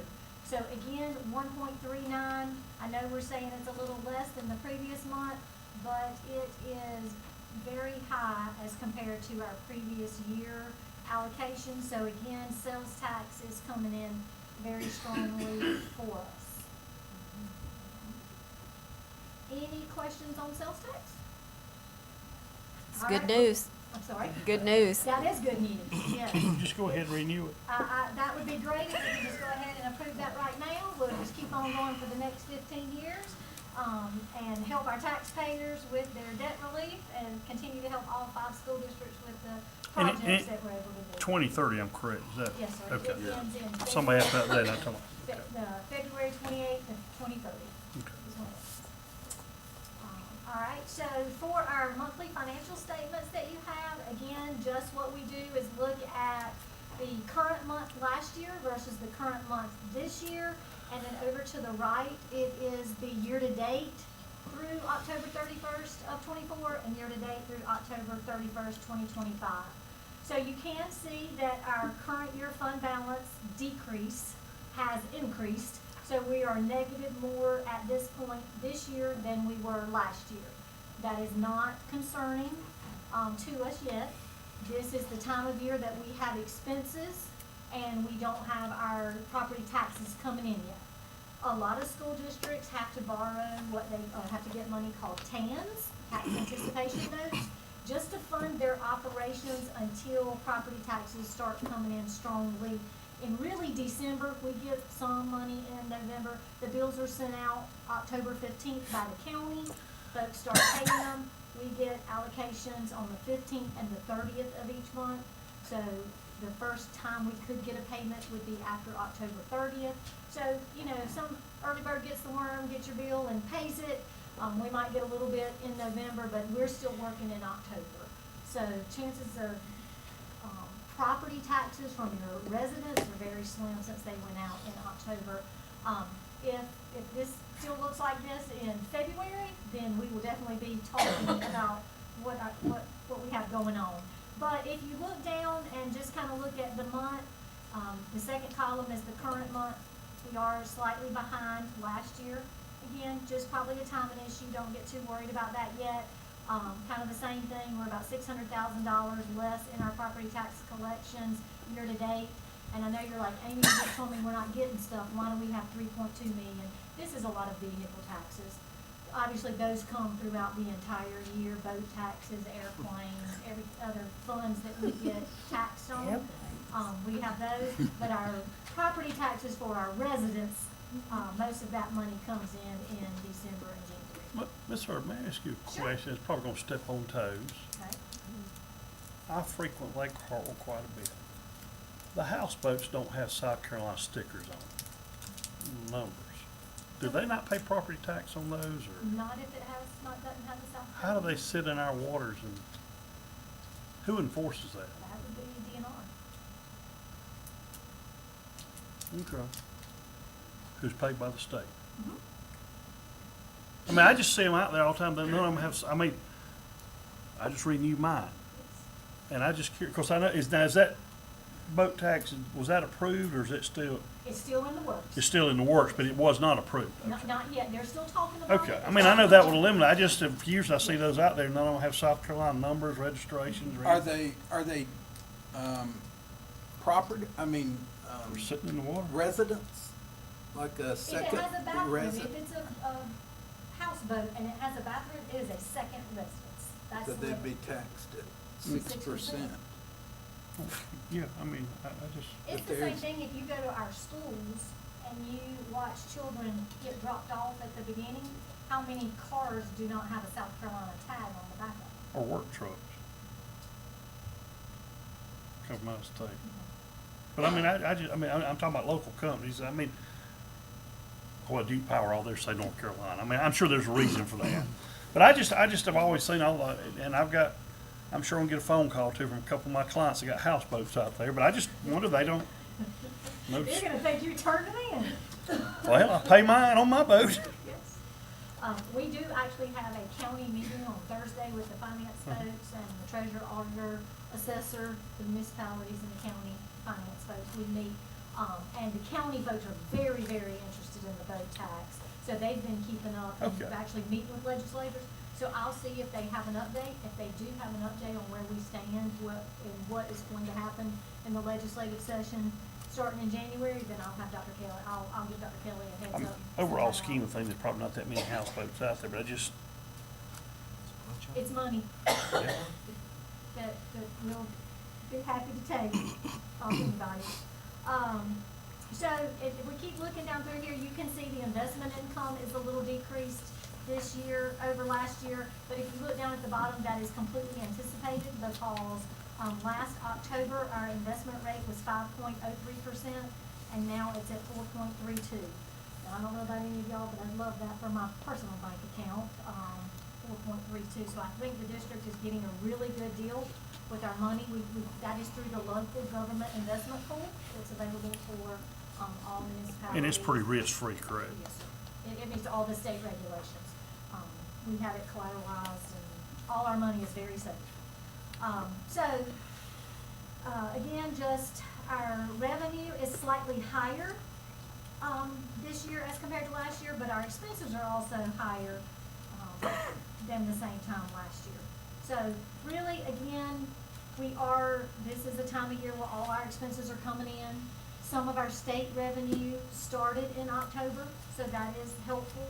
Our tier 3, our 1 cent sales tax on the state level for Act 388, that starts in October and goes through June 30th. So we are getting some state revenue that we have not gotten in previous months. I don't see anything here that concerns me. Are we spending our money? We are spending our money. I think we're spending it well. You all have the package so you can see exactly where it all goes.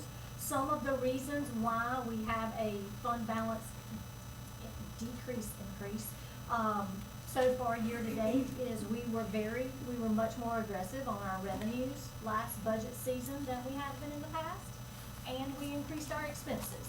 So when you're more aggressive on the revenues and bring them to actually what they're supposed to be, and you've got increases in expenses, some of the opportunities for the extra is not there as much as it was. So when we have requests from the board, or we have, chillers or HVAC or pipes that are leaking that we have to fix the items on, some of those, you will see them in your board packet. If you look through those, you can see what's going on at the school. So there have been a few scenarios where we've had some expenditures in a school that you can see that was not budgeted. But again, if you look at investment income, I think that we are in good shape there, because when you look at the budget compared to actual, our budget is much lower than our actual income, because we know that the rate of where we are earning interest income is probably not gonna stay. It's come down almost a whole percent in 1 year. And so that's just been something that the board has allowed us to do, is leave the budget the same for the investment income, because that's one that would fluctuate every year. And when you have salaries, as Mr. Dukes mentioned, 85% of our budget is personnel, then, playing with numbers up and down means cutting positions or not being able to add positions, or different things like that. And we know that as a board and as an administration team, our goal is to insulate the classroom to make sure that it has what it needs, and make sure the outskirts are the ones that are hit first in that. So we've tried to be very realistic in what you see in a budget, and I think we're doing a good job. We are spending the money, so that may impact some of our discussions later, in regards to transfer, but we'll keep you up to date on that as we move through the rest of the fiscal year. We're still so early in the year that I think everything's good. And one final update that I have, that I'm gonna read some of this to you, is we actually received today an update from the South Carolina Revenue and Fiscal Affairs. The Board of Economic Advisors met, and they have updated the state revenues for the current fiscal year. And what they also do is they're updating the current fiscal year. They update what the legislators will have for next budget season. Because right now at the state level, the governor and the state superintendent of education are preparing their budget to provide to the legislators when they return in January. So they're needing to know what numbers they have. So as of today, last fiscal year for the state, so June 30th, 2025, the state finished with $410.7 million above expectations, so $410 million went into their fund balance. So those numbers increased the current year budget and the future year that they're fixing to start working on. So they increased the current year 25-26 by $189.5 million to say that the state budget will be $14.68 billion. And for next year, what they've told the state legislators to work with as of right now is $15.01 billion. That's a 2.2% growth, or $328.5 million over what they originally forecasted.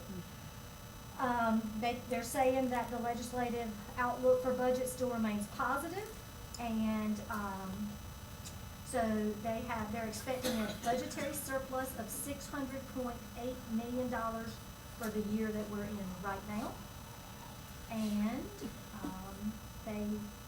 they're saying that the state will have $1.71 billion in one-time funds to appropriate in non-reoccurring funds. So as you watch through the budget process that the state does, we don't do this in Anderson School District 5 or any school district really without it being very, very knowledgeable. When the state provides us with information that comes to us, they'll say, you got this much recurring dollars and this much non-recurring dollars. And sometimes that's a scary thing, because they'll put salaries, teacher salaries or some other things in non-reoccurring funds, and the hope is that the state budget will increase enough that those non-reoccurring funds go into reoccurring dollars. Typically what they do with the non-reoccurring funds is give them for instructional materials, school bus purchases, and more one-time items. So for finance people, that makes us feel a lot better when you have non-reoccurring funds and you're actually purchasing non-reoccurring items. But occasionally they'll say, to balance the budget, we're gonna use some non-reoccurring funds, but the hope is that, the budget will grow, like when Board of Economic Advisor does their forecast, that then they'll have enough money.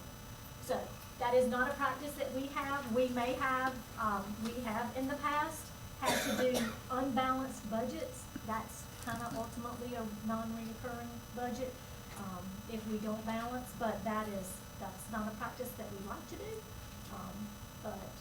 Just wanted to give you that update on what we learned this afternoon from the state. So the highlight says, this is stronger than average growth and prudent budgeting results in a positive budget outlook for the state of South Carolina. That was the headline that we received today, so I just want to share that information. And if you have any questions, I'll be happy to answer them. No funding issues with the government shutdown. No, sir. We've done pretty good. Now, we have been to some meetings, and there are a lot of questions in the air about future. Everything that we're in right now had already been approved prior to the budget shutdown. Government shutdown. I'm sorry, yes. My brain is budget shutdown. The government shutdown. But we're hearing very different scenarios from the president's budget, the House budget, and the Senate budget in Title I, Title II, and Title IV. And Title III, Title I, II, III, and IV.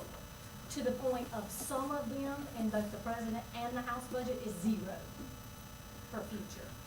So that could, not Title I.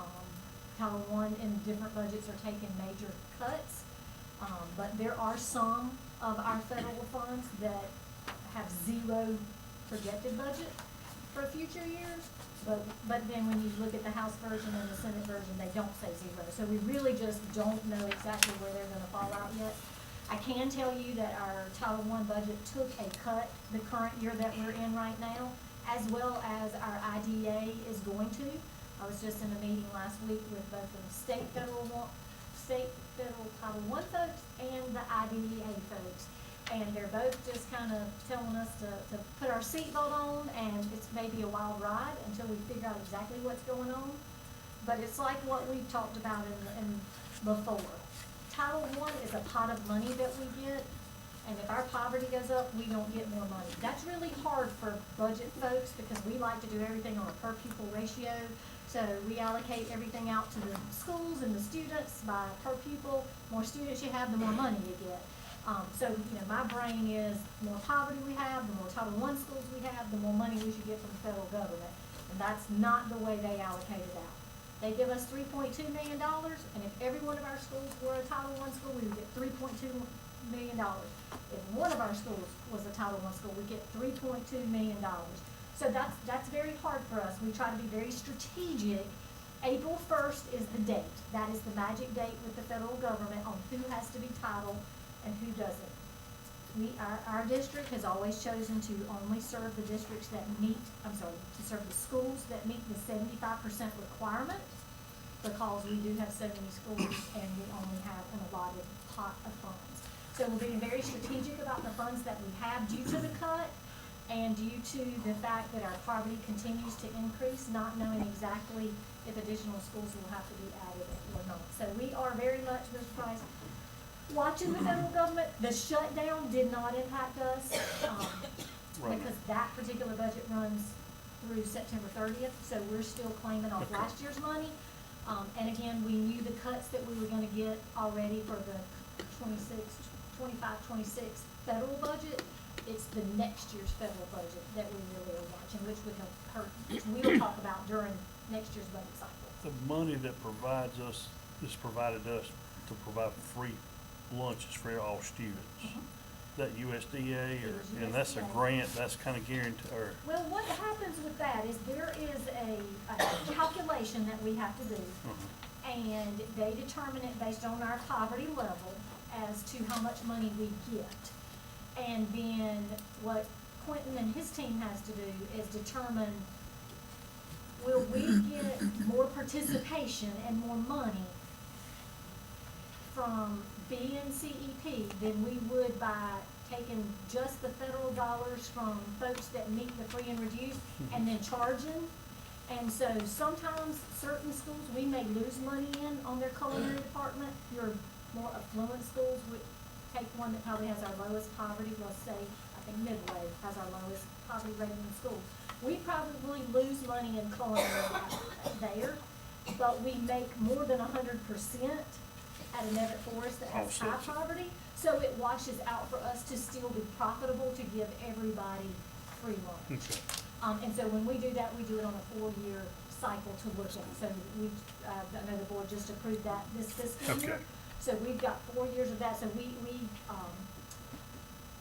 anticipate out what that's gonna be for 4 years. But it is, some schools lose money, some gain money, but at the end, it's a good decision for our students, and it doesn't hurt us financially. And a lot of parents have thanked for that when they've got multiple kids in school, because that gets expensive. Yes, I think that Dr. Kelly and the principals get a lot Yeah. of positive comments about being able to feed our students for free. It's a good thing. Can you give us an approximate breakdown of, like, percent of total revenue for local, state, federal?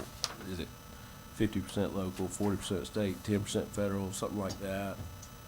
It's fine if you don't have it. I don't have it, but That's I fine. can give it to you. Yeah, that's Because the State Department actually has that calculation. Okay, And it's funny, because Dr. Kelly and I were looking at it today, but I didn't do the percentage of it. that's fine. But we can get that for you. Okay, thank you. Because it'll be very different, because that's what I was telling Dr. Kelly by looking at that. State, we've written some grants that we received from the state that are very specific to, we can only do one thing. The one I'm thinking about is Stronger Communities. So it's mental health, it is mentoring, it is those kind of things. So we can only spend that grant for that month. It gets added into our total revenue population, and it looks like we have all this money per pupil. Where another district may not have written that grant, but maybe they wrote another one. So sometimes if you don't know all of the details in those generalizations that the state puts out, it can be very misleading, because we were looking at 2020 to 2025, and ESSER is in there. And so it's all over the place. Of course, everybody's federal dollars are up because of ESSER, but you know, some districts receive extra federal money when, like Hartwell was built and took their land. They get federal money because some of their district was taken up by the public. So that shows in their federal money. Title I, you know, special ed, that one fluctuates by your special ed population. But I can get you the answer, but sometimes looking at it across the board and saying, well, they're higher than the state or they're lower than the state, there may be scenarios on that. Because Dr. Kelly and I were actually looking at revenue and expenses, and I know some things that we do differently than other districts from an expenditure standpoint that we're correcting, because it makes us look like we're not spending as much money in instruction when we are. It's just the way something has been coded. And so there are games, I don't mean to say that is the right word. There are ways that you can code things under the financial model that will make it look however you need it to look. So, there are some, talking about state funding, there are some districts, well, as compared to us, we get no state funding for resource officers. Correct. In other districts, the state just gives them $2 or $3 million to pay for their resource officers. So that would But be great. because we were proactive, and wanted that for our students' safety, we're punished by the state for doing that. And that's one thing I was looking at today when we were looking at the expenditure side of it. Our operations are very high compared to the state. But what operations is technology, safety, buildings, and finance. Well, we have a great safety department that a lot of other school districts don't have. That costs money. We have staff and we have equipment, and so that's part of that. We have one-to-one technology. We've been very, again, a lot of this is federal dollars, but we've got a lot of good stuff, so our expenditures are high. And so, but, you know, I can sit here and explain it all day long. The state, Shannon Pillard has been out in the front at the state level, and he's gotten us about $2 million worth of safety grants. That's gonna show up and make our per pupil revenue higher, but it's because we're being active and we're getting state money that's not coming from our taxpayers. that we actively try to find money at the state level that will help offset costs to our taxpayers. We are very, very adamant about that, and we look for that in every way that we can, from every level, instruction, operations. I know Dr. Kelly and Ms. Elrod spoke with Dr. Savage about a grant for at-risk students we're working on right now. We are actively looking for additional funds to offset what would hit our taxpayers. So please know that is very much our goal. But I will, Mr. Thompson, I will give you that information. Thank you, Amy. Thank you. Thank you. Thank you. Next is 102 North Main Street appraisal. Yes, ma'am. Madam Chair, last month, we were given a directive to complete an appraisal of 102 North Main Street. This is included in your packet. It looks like this. And the appraisal was completed by Valbridge Property Advisors. The property has been appraised at $2.1 million, and the cost of the appraisal was $2,500.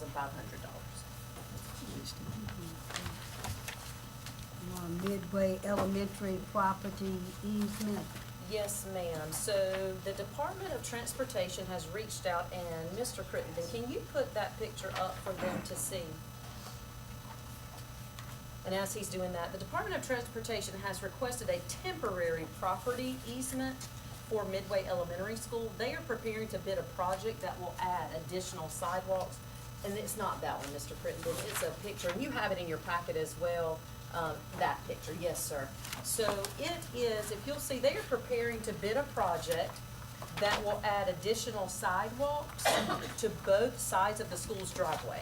The temporary easement will provide the contractor with designated areas near the sidewalk construction zone for staging materials during the project. So right now, and many of you have been on Harriet Circle and Oak Hill Drive, and you know they put in sidewalks. That red line, the Department of Transportation wants to extend those sidewalks to cover that entire area. And so they've just asked for a temporary easement so that, again, staging materials can be utilized there. And when I posed this to Ms. Leverett, just for information, because it is temporary, it's not permanent, her first question was, will they fix any property damage that is there? And that was a great question. And so the state will fix any property damage in as good or better condition than they find it when started.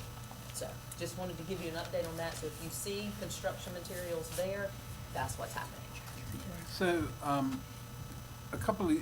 it's been a couple of years where, maybe a year or two, anyway, we had a public meeting at T.L. Hanna High School about correcting the traffic flow in this area, Midway, the four-way stop there, and there was a proposal for 2 roundabouts that I think we as the district gave feedback on. I personally went and gave feedback, as to what and where it should be placed, both of these.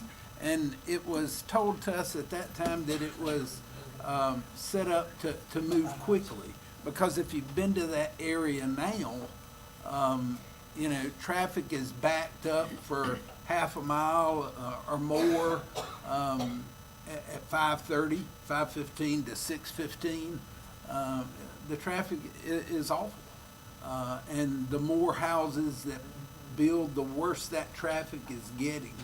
I just wonder if we've had any feedback from the state, or could we get some feedback from the state on how that project is progressing? I have not personally had feedback, and I have not heard Mr. Grant speak of that, but I will contact him and let him know that. He's unable to join us tonight. He's with his mother who had to go to the ER today. Mm-hmm. So, but I will get that information to him to see if he's gotten any feedback from us. Thank you. Okay, Who go the ahead. sidewalks? Who pays for those? I guess the Department of Transportation is the ones that bidding it out. So I they guess assume we that don't would need be them on us. our side of town, Yeah. run our schools? I'm being honest. I mean, looks like awful elaborate sidewalks compared to what we got here. Okay, we're down to executive session. Could I get a motion to go into executive session? So moved. Okay, motion, made a motion, it's been second. Second.